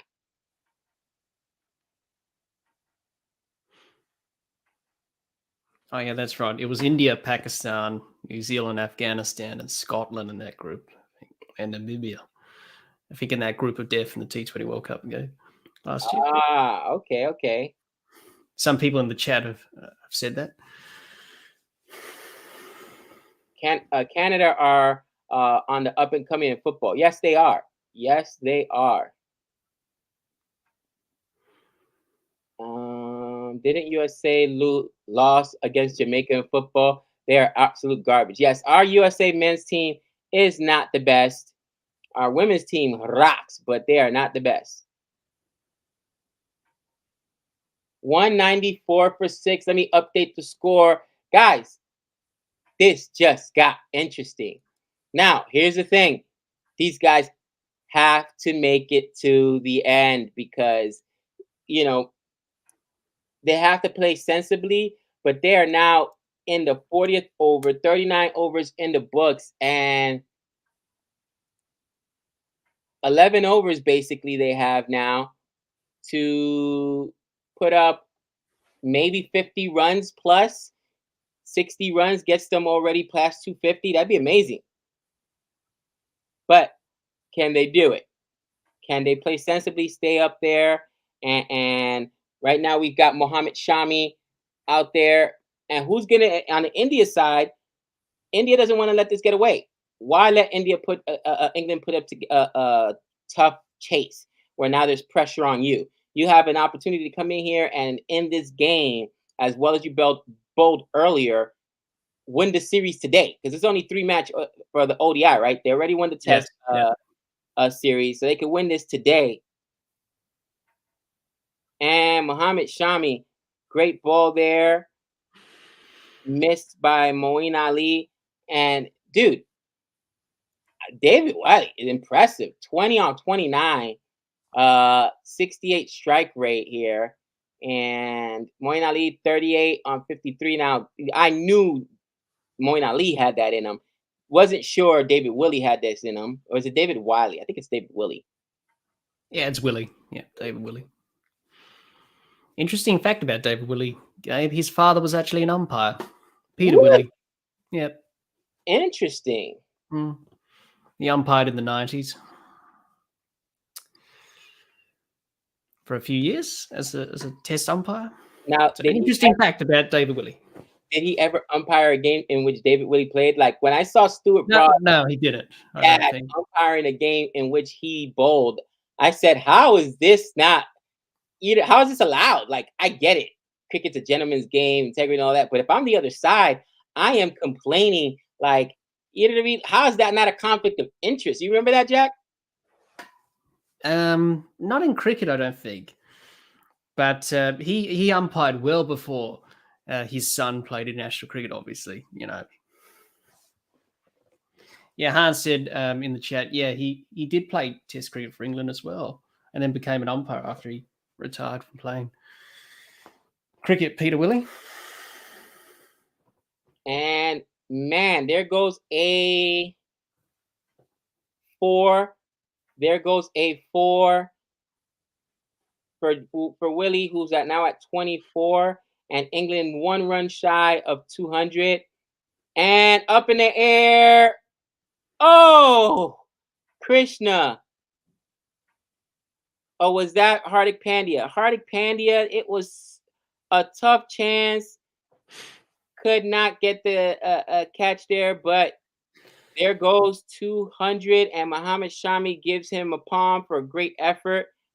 Should it have been taken? Replay shows. Oh, that would have been a one-handed try. That was just a good attempt. So 50-run partnership here, and this is what we talked about. Can Moeen Ali play sensibly and get England to the finish line? 200, and now the 40th over. There's only 2 balls left. At this point, I think that, or do you think they continue to play sensibly, Jack? Or do you think that now Moeen Ali, they're going to, unleash the Kraken and say, okay, now go get us a big score out there? Or do you only do that once they get to like the 45th over and then say, all right, unleash the crack? Yeah, but I think Willie's got to be the aggressor here. I think Moeen Ali has to bat all the way through, and David Willey can just be the aggressor in these last few overs.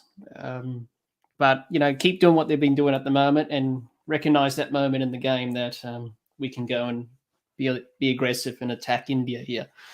To Jihan's point earlier, Moeen Ali has test skills, so he does have the ability to stay on strike if he plays more conservatively. But then I think that takes away from Moeen Ali's game, which is to be able to score quick. Because this guy hits sixes effortlessly. He's not a big dude. He's not a big dude at all. And I mean, he's got what you call sneaky power because he can just flick the wrist and put it out for six. You know what I mean? So it's not like he's when you see MS Dhoni's a big dude, man. His thighs are like the size of tree trunks, bro. You know what I mean? When he's back there wicket keeping, you see his back, dude. I'm like, oh my gosh, you do not want to get a fight with this guy in a bar. But yeah, you know what I mean? Like he's not. Moeen Ali's not that big, intimidating guy that, oh man, this guy's gonna crush me. So yeah, he's got sneaky power, but he does have those test skills where, and as I speak, first ball of the 40th over, and Moeen Ali dispatches it for six. I told you, are they gonna unleash the Kraken? They said, you've done your job. Unleash the Kraken. Oh man. I think it's time to up the ante here. Yeah, like at this point, is this baseball now? Be aggressive. You already made it to the end. Let's go. Put up a big score and let's give India something to worry about. I don't know, but like I said, Moeen Ali can rake. He can absolutely rake wide. And that was all Boomer, people. That wasn't all Krishna. He absolutely pumped that thing. 207 for six now. And I think England now feels like, yo, we're playing with house money. We made it to the 40th over. Let's put up runs. No, Moeen Ali don't have solid technique to bat and test. His feet go in one direction only. Well, I mean, he can defend though with his bat, and he can do what he just did there. Great ball by Boomerang, and he just deflected that for a dot ball. You know what I mean? He's not just a test player who's gonna just swing, for the fences every time. He can pick and choose. Oh, I like this ball, pump it for a six. But man, Moeen Ali not had a good test career. He's played test before, but I think that's what also makes him a good ODI player because he's got the combination of being able to score quickly and put up runs like a T20 player, but he can defend a little bit as in test, so he can last a few overs in ODI. And like 2 dot balls there. Boomerang comes back after giving up that massive six. Moeen Ali's like hits it straight down on the ground, but it only goes for a dot. And I think there was a single there, but I think that by Moeen Ali did not take the single there because he rather faced Boomerang than David Willey. Like, I think it's a boundary or nothing because there was a single there and they just didn't take it. And they got to take that. That was so deep. Yep, they take the single there. Now Willey has the strike. And I think this is where Boomerang has a chance to break through for India. 2 balls left. Can he? Oh no, 1 ball left. That's why Moeen Ali took the single. If they really can just defend, and he'll retain the strike for the next over. They'll rotate the strike. Smart playing here by England. Now let's see if it works out. Boomerang. Ooh, high bouncer, and Willey just pounds it into the ground for a dot. So it started off. That's why Boomerang's so good. He gave up a 6 to begin the over and ends up only giving up 7 in the over. Holy cow. That's disgusting. That's disgusting. But I was like, why did they take the single there? Because it was already the 5th ball. That way, all Willey has to do is face 1 ball from Boomerang, and Moeen Ali retains the strike. Moeen Ali now the lead scorer for England at 46 off of 61, and he's trying to will them to a respectable home score here at home. at Lords. Back in the chat, see what's going on. He's not had a good test career. I didn't say he has had a good test career. I say he's played test. So playing test, he has the ability to defend. Interesting. They bring in Chahal, and again, Chahal can bowl. It doesn't matter where. Technically, is the I mean, you would consider this the depth, wouldn't you? In ODIs, the last 10 overs. But Moeen Ali takes a single, and maybe this is a way to slow down Moeen Ali, because he did not look comfortable on those first two deliveries there by Chahal. Just takes a single there, and now Willie's on strike. Barack Bari agrees with you. He says Moeen Ali would make a good captain because he's got very, very good composure. He's calm. Interesting. Boomer now the number one bowler. Yeah, after what was it? 6 for 29, a 6-wicket haul? I would say so. Moeen will either hit Chahal out of the park or get out trying. But you see Moeen is just playing it differently. And those two balls he faced, he was very uncomfortable, was happy taking that single. So I think that just shows his maturity and saying, if I make it to the end here, we're going to put up 250. Yep. And this is good to see from England, to be honest. If you're a India fan, obviously you would have liked to see them go down for under 200. But this just shows the maturity. And Moeen Ali crushes that up in the air, and it's going to be short and taken as we speak. The captain, who took it? Is that Rohit Sharma? No, that was of course. And look. Krishna says, I told you so. He's either going to pump Chahal for 4 or he's going to get out trying. And Jadeja takes that running catch. I thought it was going to be a 6, but caught on the boundary. Should have been a 4. Jadeja runs it down. Great angle. And Moeen Ali just couldn't resist. England 210 for 7. And it was the last ball of the over. Oh, that has got to be so frustrating for Moeen Ali. And I think that goes, there goes England's chance to put up 250 or better. But let's see. They still got 8 overs to go, and Willie is he'll retain the strike, right? Because it was the last ball of the over. Yep. Yeah, that new if it's the last ball of the over, then yeah, he should be on strike for the next over, I think. Man, 210 for 7. And Moeen Ali, it was the right call by Rohit Sharma. Dude, I get killed all the time I say this, but I don't care. Rohit Sharma is just a better captain than Kohli. He just is. And I think that, he has the ability, especially in white ball, to make the right call all the time and put the right guy in there. And I'm thinking to myself, really, Chahal, a spinner here at the death, and basically the death, and Moeen Ali out there. But no, he said, I'm gonna put him out there because I know that Moeen Ali is gonna get aggressive, and I got a chance of it. There's a chance of him giving up his wicket. Webster says still on for 250. Overton can smack him. Ooh, I would say under 250. I'd say under 250. Let's see. 2 overs left here from Mohammed Shami.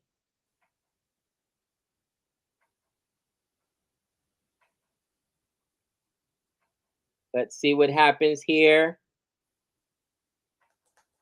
Good dot ball. Actually, nope. They take a single.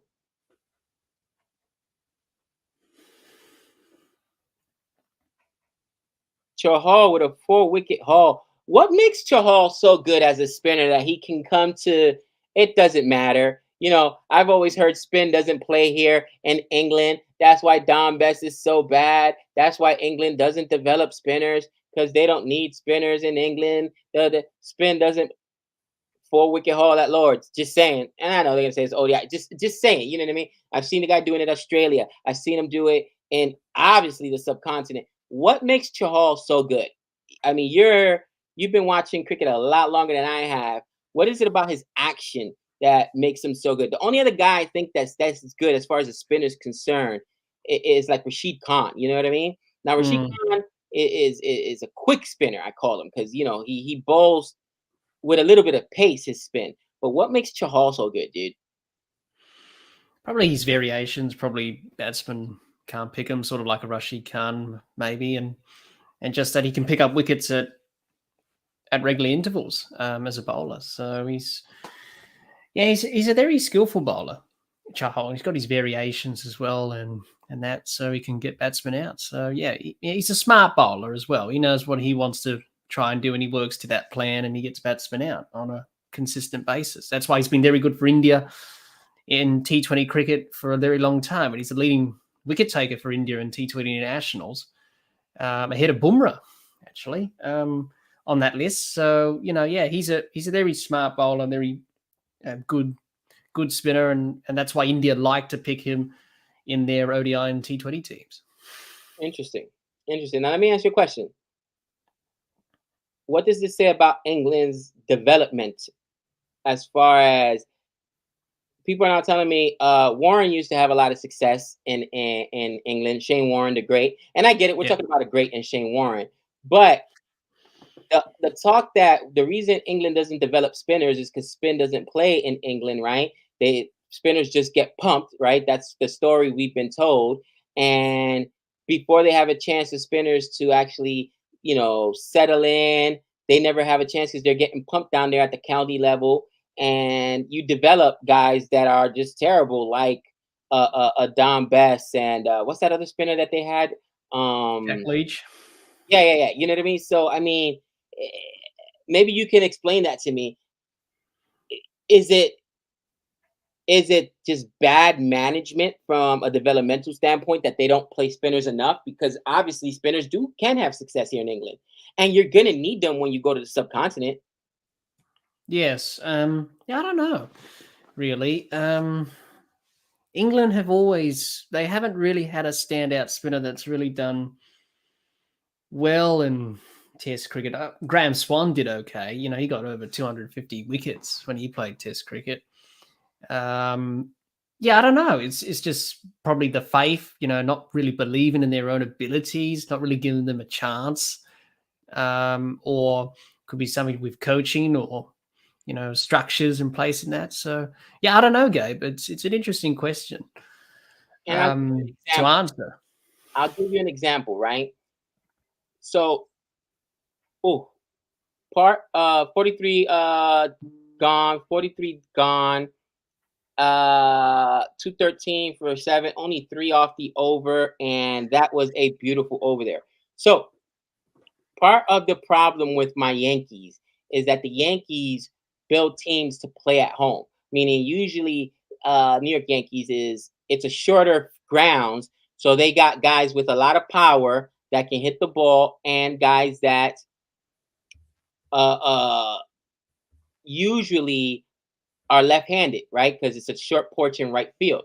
However, that does not play everywhere else. And yes, you play half your games at home. And if you get to the playoffs and you've got the best record, you get the advantage with most of the games being at home. But when you're not at home, that doesn't play. And the Yankees have been notorious for not running, meaning stealing bases in baseball, and not playing small ball, just playing, a big ball, walk, get a hit, and hit a home run instead of bunting and trying to steal bases and doing things you need to do when you play in different stadiums. I was going to say grounds, but different stadiums that aren't conducive to home runs.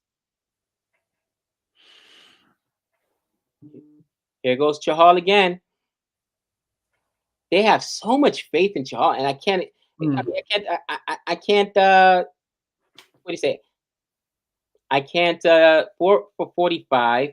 I mean, I can't fault them. The guy's amazing, and throwing him here in the death to choke the runs and take the biggest wicket that was out there in Moeen Ali. I mean, he's already done his job with a 4 for. Yeah. This game for sure looked like it was getting away from India. I said I was looking at a score of 250, 260. Yeah, they've done well to, hang in here, England. You need spinners along with fast bowlers that change of pace. Those batsmen messing with their good timing. Good point about Yankees. Chahal is such a small spin bowler. Go USA. Thank you, Ricardo. Appreciate that. What's your opinion on Kohli today? 0 for 100? No, 0 for 100. Stop. You know what? I did expect Kohli to play better once he lost captaincy, and I mean, it was a weird thing. I know you remember, Jack. Like Yeah. first, he was stripped of one of the captaincies. I want to say it was ODI. So then he decided to give up T20 as well, and then there was this whole not rumor, but this whole thing where people were talking about all that, how could he talk about how could he give up the T20 captaincy when everybody knows the biggest pressure in the world is being the captain for RCB. So he said, fine, steps down that RCB cap. It's been so tumultuous with this guy. I feel bad for him at this point. I want to see Kohli succeed just because I hate when the media and fans pile on players because I know what that is as a not even a big player, but as an amateur player myself and my kids being collegiate players, guess what? You're only up there because you're good. So if you miss the catch or you drop the catch or you give up the touchdown, we'll talk about football or in baseball, my other son, like you get crushed. Nobody remembers how many games you've won. Nobody remembers everything good you've done to get to that point. I'm here because I've been good for a long time. But the minute I start failing, I get crushed. I get destroyed. And to be fair, I think India has had the back of hurt players like Pandya, for instance. Pandya was terrible for 2 years. They kept selecting him and kept giving him ample time to succeed. And I think that Kohli might be the one player that is not backed as much. I mean, he has his supporters, obviously, but the media and a lot of people just give him such a tough time. I want to see him just succeed to prove them wrong. And I remember, like, dude, you know what I've done? You know what I've done for this team? What I've done for this country? What I've done for this test? I mean, come on, and it's tough. It's tough. Now, somebody did tell me the other day because I keep getting it wrong. I'm sorry, but Muhammad Shami's facial features and his hair features look a lot like me. All right, he looks old. People like, no, he's young. You know what I mean? Like, really? He's young? Okay, like, no, Kohli is older than him. I gotta look at. Oh my gosh, he is younger. So Kohli's like getting up there in age. And somebody said we're paying attention to all the controversy, but Kohli's been playing for a very long time. Has he hit that wall where sports? It's an art, right? And you know this as a player and as just a fan. It goes like this, right? It's always an arc, upward trajectory, and eventually you start coming back down. Is he just on that decline? I mean, you get older, you get slower, your body starts breaking down. Could that be a part of it? Yes, probably. Time catches up with you, as you said, Gabe. And he's just played a lot of cricket, and he needs a break, get away from the game for a bit, clear your head. He's still good. He's still good enough to do well for India, but he's going through one of those patches like Steve Smith, like Kane Williamson, where the runs don't come, whereas Joe Root scores runs for fun. Yeah, he does it so he's in a golden patch. But Joe Root will go down again, and that's just the law of averages in cricket. As a batsman, you will go through a patch where you don't score runs. So for him, it's just about just keep doing what you've been doing. But I think he needs to get away from cricket for a bit. He's taken some breaks, but just take some long breaks, like for 2 months or 3 months or something. Just get away from it all. But being a cricketer in India is a lot of pressure, and you can't get away from that circus. You can't get away from the media. Fans want an autograph every time you walk down the street, so it's very hard to get away from all that. So for him, it's just probably getting to him. The pressure of not scoring a century gets to you when people in the media and fans say, oh, is this the day that you get a century to break that drought? So it all weighs up. So he just needs to, if he wants to prolong his career, I think it's probably the best time to take a break, because he's probably just mentally burnt out, because you do get burned out after a while. Playing at this level, at the intensity that he plays at, of course you're going to get burnt out. And I think he's probably mentally burnt out.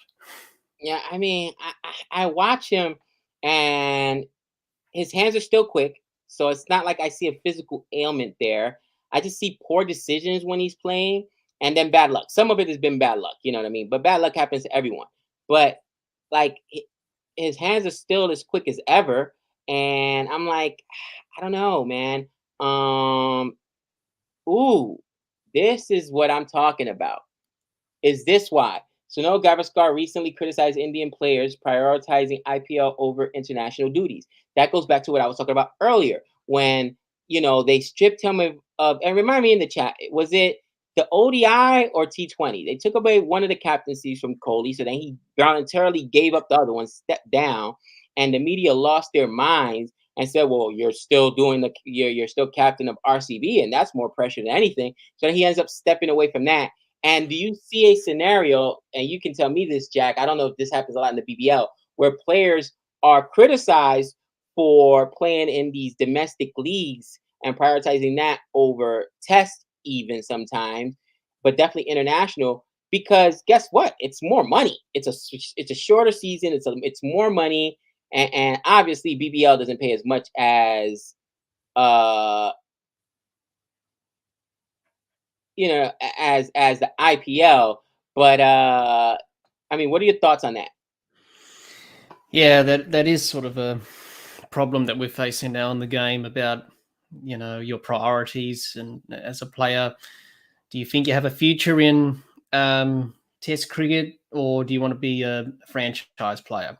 That's what it comes down to. It's something that we have to deal with. In the BBL, they want the international players to play the BBL. That's why they've changed the schedule around this season, because they want the test players to play in the BBL to make it more attractive, so people can go and watch it this season. Yeah. So, and then a lot of people say, let's not, prioritize T20 cricket. Let's focus more on test cricket, Right. less on T20 cricket. So you're always going to have that argument back and forth. You should prioritize playing test cricket for countries rather than T20 or franchise cricket. But players from lesser countries that don't get paid much, and that's the reality, will often, surrender playing for their country and go and chase franchise cricket, because it brings in the bucks, it brings in the money. You got to feed your family. And if that's right. International cricket, doesn't want players prioritizing the BBL and the IPL or CPL, whatever, then pay them more. Bottom line, pay them more. It's simple as that. Very nice delivery there by Hardik Pandya. Dot ball, Hardik coming in, slowing down the run scoring. Oh, you guys are funny. It says if you guys want Kohli, well, Steve Webster started it. If you want Kohli to get a century, just ask Gabe to say Kohli will be out for a duck. And then Gaurav says, yes, please, Gabe, say Kohli out for a duck. Okay, Kohli out for a duck. Yeah, come on. It's a myth, guys. It doesn't happen. I mean, I did mush Moeen Ali today, and Steven Taylor possibly. But we have a super chat, Gabe, from Jihan. Dr. Jihan, thank you for the super chat. For all Joe Root fans, he scored 2,800 in 224 innings, average 50. Just Steve Smith, 2,800 and 153 innings, average 60. There's no comparison. Wow. Now, what's more impressive to me is that both of them have 28 centuries. Holy cow. Holy cow. That's a very lauded list, man. I mean, 28 centuries. How many players have done that? Thank you for the super chat, Dr. Jihan. And Quite a lot in Test cricket. That's what 60 a difference of 60 innings exactly, or actually 61 innings or 59 innings. I think it's like 59 innings actually, 224. Yeah, and wow, I knew Smudge was good, and I know Joe Root's good. But again, we've only been watching cricket for the last 2 years, so we can. Oh, this is our third year actually, so we're recency bias, right? And Smudge struggled for most of that 2 years, coming off the South Africa and suspension. It took him a while to get back in form, and now Smudge has gotten hundreds, and then he's back to being Smudge. But I didn't realize he was that good. And Joe Root, I think with Joe Root, what's funny is the Joe Root we know is Joe Root putting up big scores when no one else in England can do anything, and Joe Root facing controversy, arguing with his own players, having spats with Stuart Broad and Jimmy Anderson, and dropping guys bad captaincy. Like, what a weird legacy. Like, I'm sorry, I don't consider Joe Root, with the talent he had, to have done a good job as a captain of England. English fans, let me know what you think. What do you think? Do you think Joe Root was a good captain? No, I don't think it suited him. And that's the thing, because if he's your best player, it doesn't mean he's going to be the best captain. It doesn't happen. We saw that with Jadeja in the IPL. Look what happened there. That failed big time for CSK. It doesn't work.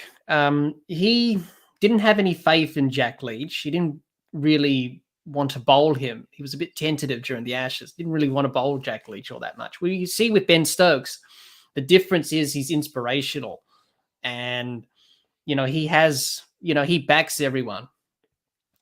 He backs Jack Leach. He has the faith, whereas Joe Root didn't, and he's more aggressive. And Joe Root was a bit conservative. So Jihan says Ian Chappell's views on Joe Root's captaincy. Yeah, they're quite strong. He didn't rate his captaincy at all, Ian Chappell.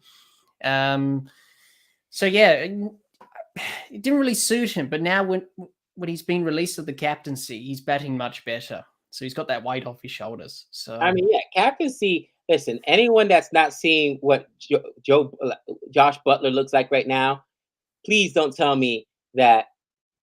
Oh, and there's a first boundary for in a while, at least the last 2 overs here, off of Boomerang from David Willey, and they're like, all right, 5 overs left. Let's try to push this to 250. It's at 233, and big shot there. Short ball, and Willey dispatches that for a 6. What a beautiful shot by Willey. David Willey, man, impressed me much more than I thought he would. You know what I mean? Yeah, Butler looks miserable now. And again, just thinking about all the guys, the captaincy curse is real. Captaincy curse is real. Bottom line, if I'm a player, I don't want no parts of it. None. No. Suman says, at Gabe, World Athletic Championship starting from tomorrow, taking place in US this time. We are expected 1 gold medal from Boomerang. Chance for a run out. Beautiful throw there by Sarayas Iyer, and Boomerang couldn't handle the throw. If not, England are run out there. And javelin throw, he is one in Tokyo. He got himself by the stumps. The throw there, plenty of time. If Boomerang had, since it wasn't a direct kick, Boomerang had to corral it and bring it in, and wasn't able to do it. Hopefully. Let's see. No, Gabe Smudge started with a bang after ban of Sandgate. He scored centuries and double centuries in the Ashes, and after that, pumped Pakistan, but it was New Zealand's series where he fell. You know what? It's so long ago, I can't remember. Yep, that's right. Yeah, his form did a slip after that. Yep. I remember why 2019-20, that period. Yeah. Butler looks miserable. Oh yeah, he does look miserable. I feel so bad for him. And I get it. No self-respecting player is going to turn down captaincy. Your country comes to you and says you need you to captain the side, do it. But it doesn't look fun. No. Hit a bunt. And we got a super chat, At Gabe, from Gabe, my comment about Kohli and Indian player not taking a rest from the IPL. I didn't see that comment posted again. I couldn't find it. Kohli has 70 centuries. Wow, across all formats. That's impressive. But he's sitting on 27. Someone said 28 is cursed. I think Root doesn't have any 100 in Australia. Really? No, he doesn't. No. Those flat pitches out there in Australia, you think sometimes it's a batting paradise out there. I'm shocked Root doesn't have a century. Nope, he doesn't. No. He's played in plenty of matches out there. Obviously, Ashes over there. That's interesting. Super chat. Thank you, Sup. Sup says, Gabe, do you think the ICC should do about cancel series affecting qualifying for ICC tournaments? It's unfair on certain nations. Yeah, Australia will take the 30 points like Jack mentioned earlier. But I think that, man, it should just be rescheduled. I don't think the ICC should allow it. You're giving another team 33 points, man. That's just brutal. And that could keep another team that deserves it to be in. I mean, what? Is there another solution? That's in the air. That's going to be taken. Suresh Iyer almost dropped it, but bobbles it and makes the catch. Down goes Willie at 41. But Suresh Iyer bobbles that, and that would have been disastrous because he was he's saying the sun got in his eyes. Boomerang finally comes through. I saw the way it went up in the air. I said, it's not got the arc to go for a 6. So I knew it was going to be in the air. It's just a matter. But wow, it came a lot closer to the boundary than I thought. But Suresh Iyer bobbles it, takes the catch. And now that was the last of the Mohican. What a knock here by David Willey, though. England fans can feel good about David Willey. 41 runs when, if you were going to say who's going to be the second leading scorer for this England team, you would not say David Willey. As a matter of fact, we can say who were the highest scorers for England, you would not say David Willey and Moeen Ali. But together they combined for 88 runs, 88 runs, and literally saved England from going under for 200. Those two guys did a job today, and you've got to be impressed. I expected this kind of performance out of Moeen Ali. I knew he had it. I didn't know David Willey had it in him. Wow, 86 strike rate too. So David really turned it on there at the end. And Jack, did you know he was this good? Yeah, I mean, he can definitely hold the bat and play some innings like this, Willie. So yeah, I'm not surprised by what he's done here. He's given England a chance, which is good. And if they can, get towards 250, I think that's not a bad result given the situation they were in earlier in the innings. That is absolutely correct. Yes, West Indies got destroyed by Bangladesh. They're in such a bad place, guys. Bangladesh destroyed the West Indies and beat them by 9 wickets. 9 wickets. Say it again. 9 wickets. Could not take any. Could not take any wickets. The bowling was absolutely decimated. All right. And Nicholas Perron actually bowled a little bit there, the captain. It's just bad. It's just bad. West Indies, it is embarrassing. They got beat in, what is it, the 35th over? They got bowled out for 108. That's embarrassing. And that's what, I mean, you were looking at something that bad. England had a chance to have an epic collapse here. And I cannot say enough about David Willey and Moeen Ali. Now, they're close to 250, right? Somebody said 266 is par. I know Jihan said on this ground 300. Stokes himself said 400. I don't know what Stokes was thinking when he said 400. Come on, 400. No, I think that's from the test match. He was saying, I wanted them to get 450, see what we do in terms of chasing that target down in the test match. All right. Yeah, that's what that comment means. Okay, because I was about to say Stokes. I mean, aggressive guy, but Stokes. They've got 3 overs here left, or 2 and a couple balls, because they're already in the 48th over. And man, is it gonna go over or under? What do you guys think? Is it gonna be over 250?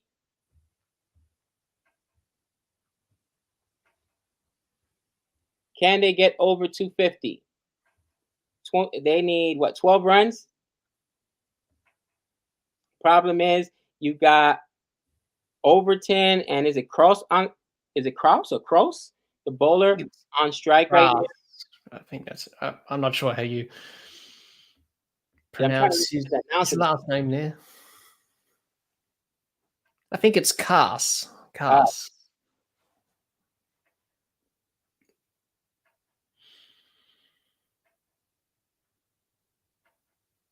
And overthrow by India gives England a second run. Rohit Sharma looks displeased. Should have been held to a single.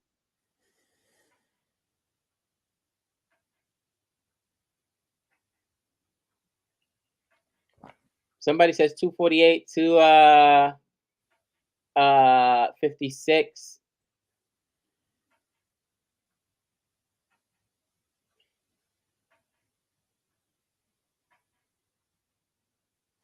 Ooh, it looks like he pumped it off his own leg and falls down. Other batsman starts running. All right. It says here, Gabe, if likes of Kohli, Rohit, Boomer, Pant don't play in the IPL, BCCI revenue takes a huge hit, almost close couple of $100 million, so a couple $100 million basically. Thank you for for the comment there, Suman. Listen, yes, if you think that the BCCI doesn't want them in there, of course they want.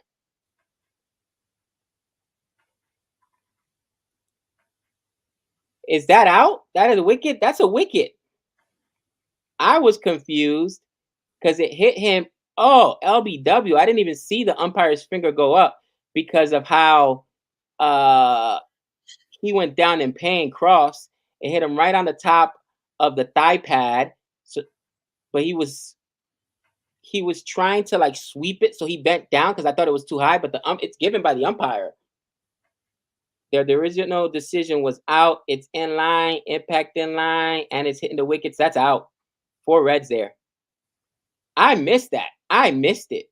So if that's not insult to injury, right? You give up your wicket and you get a ball right to the thigh. Ew.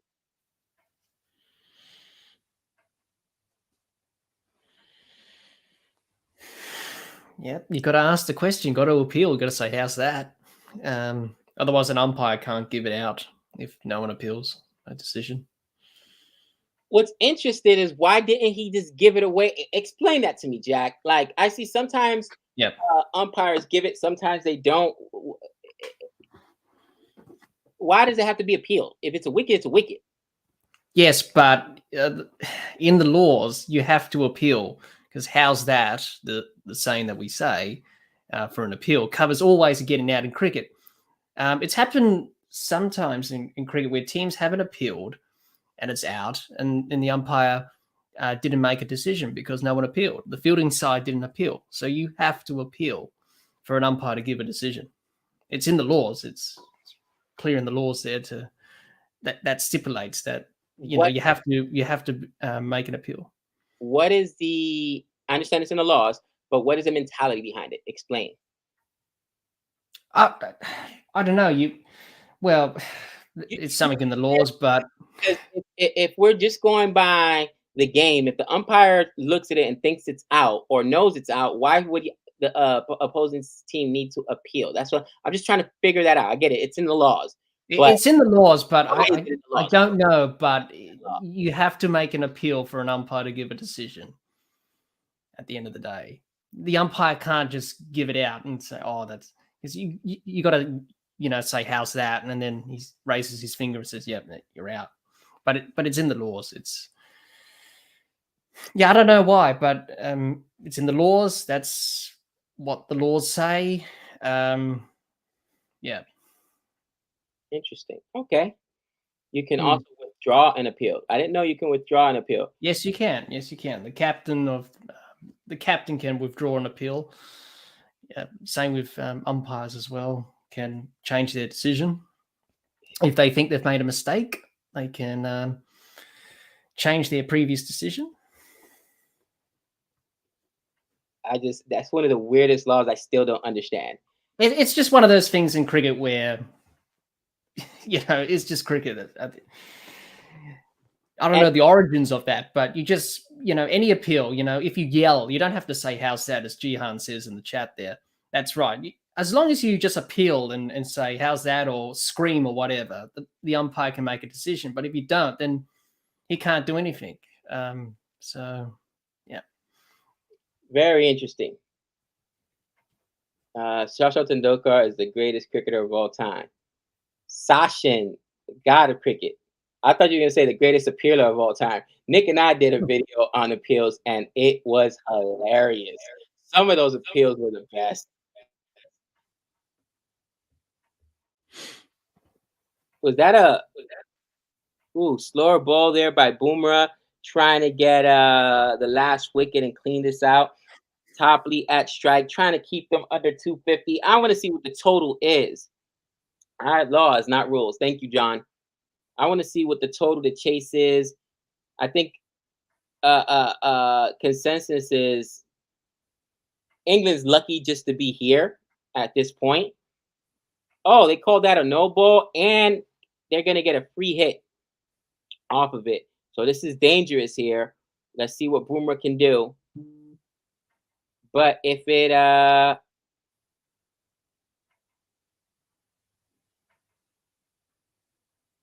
wow, beautiful Yorker, and Topley unable to dig it out. Beautiful Yorker there by Boomerang. Nikhil says 250 is very good for England. Interesting.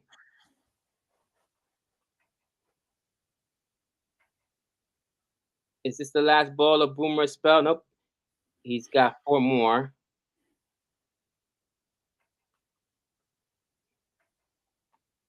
Cash reacts another beautiful Yorker. Another beautiful Yorker. And then you'd like to think to yourself, well, why doesn't Boomer just do that every ball? But then again, if you miss it, it turns into a full toss and you're probably going to get pumped. But Yeah. man, right there at his toes, that toe crusher. And he does good just to defend that.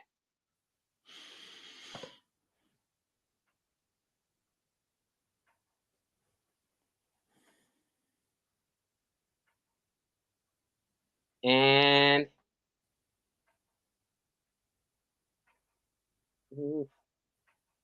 what a play. And it looks like a direct hit, but I think he is safe. I think it hit the stumps, but I think the umpire says no, he doesn't want to go up. I think it's in. So one-handed play. Was that Kohli? Sidearms it. No, he was already in.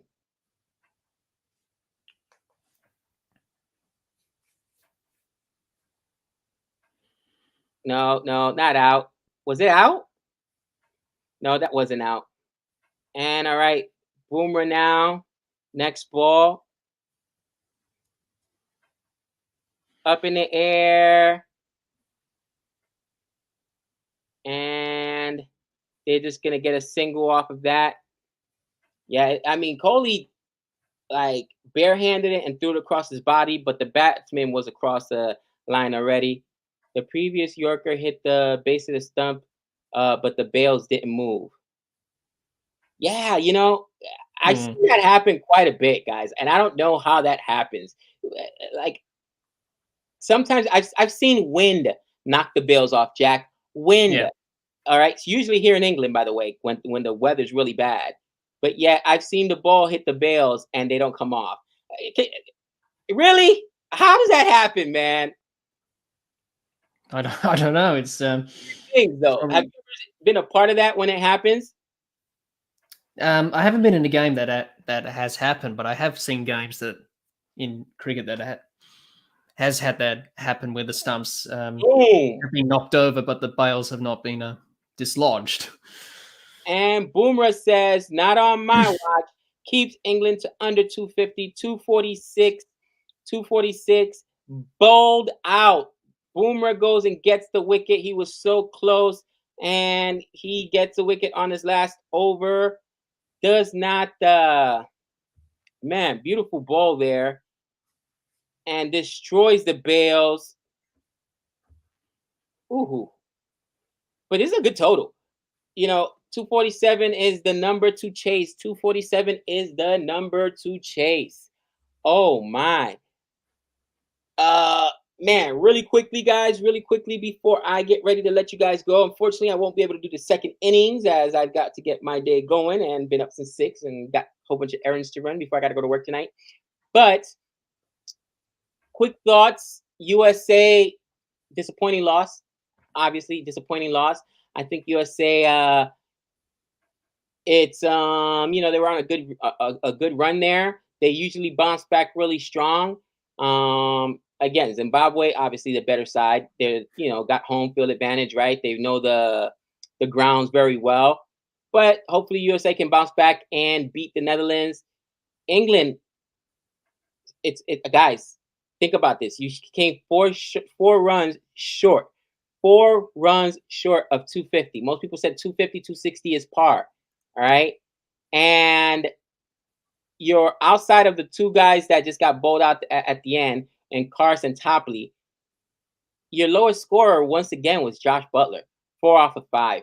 Josh Butler is and I know he's a captain, so he can't sit himself, he can't rest himself. But my gosh, it's just bad. It's just bad. England should have been able to put up at least 270 here plus, and maybe they can defend this total. Again, another thing I found interesting, and I get it, it's ODIs, but some of the names you expect to see, you don't see out there, right? Test side has their guys, ODI guys have their guys, and yeah, you've got Overton, you've got the all rounder Willie, you got Living Livingstone's gonna get some overs today, I'm sure. Cars and Reese Topley. So let's see what happens. See if India can chase this total down. Guys, before we get out of here, I'm actually gonna link Jack's latest pod. I saw the alert yesterday, but again, I was at work, so I'll be doing that today as I'm running around and doing my errands and checking out what you had to say there. Don't give it all away here. But Jack, talk to us. Yeah, so basically the latest couple of episodes are just basically reviews of the second test and the test series between Sri Lanka and Australia. I offered my thoughts on the series and the second test. Where did it go right for Sri Lanka? Where did it go wrong for Australia in this series and in that second test? So yeah, if you want to go have a listen to that, you're more than welcome to, everyone. And if you want to subscribe, you're more than welcome to do that as well. The more the merrier. Absolutely. Go check out Jack and the podcast, WW Podcast. Guys, so much fun hanging out with you guys today, hanging out with you guys this morning.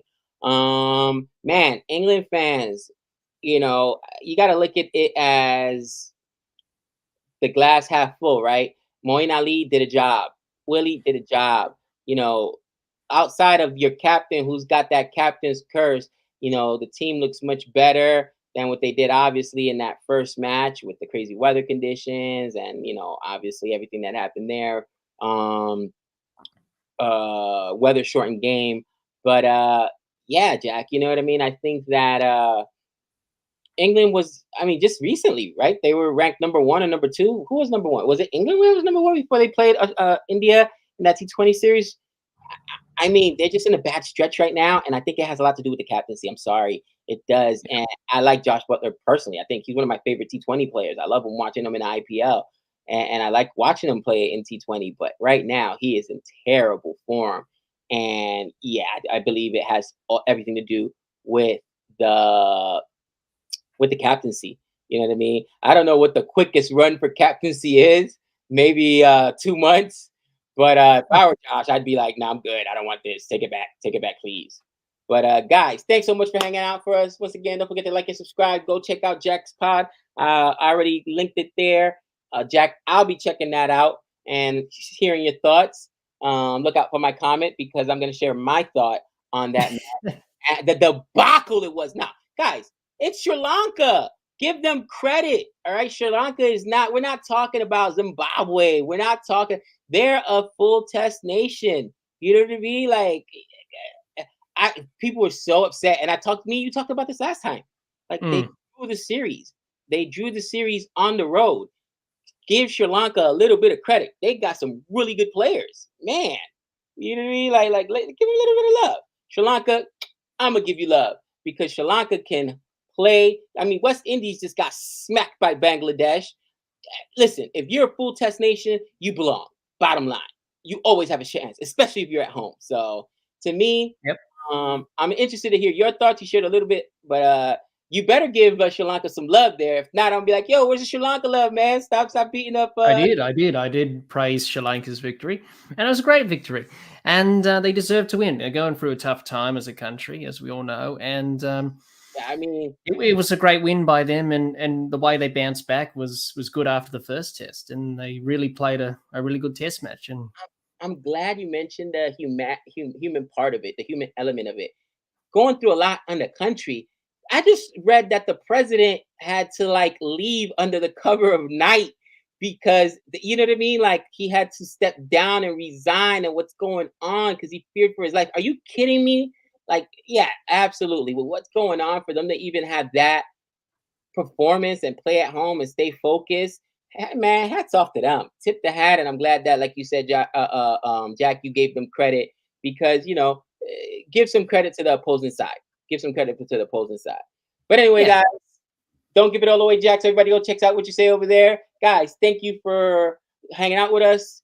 Don't forget to like and subscribe. And until next time, that's 6 runs.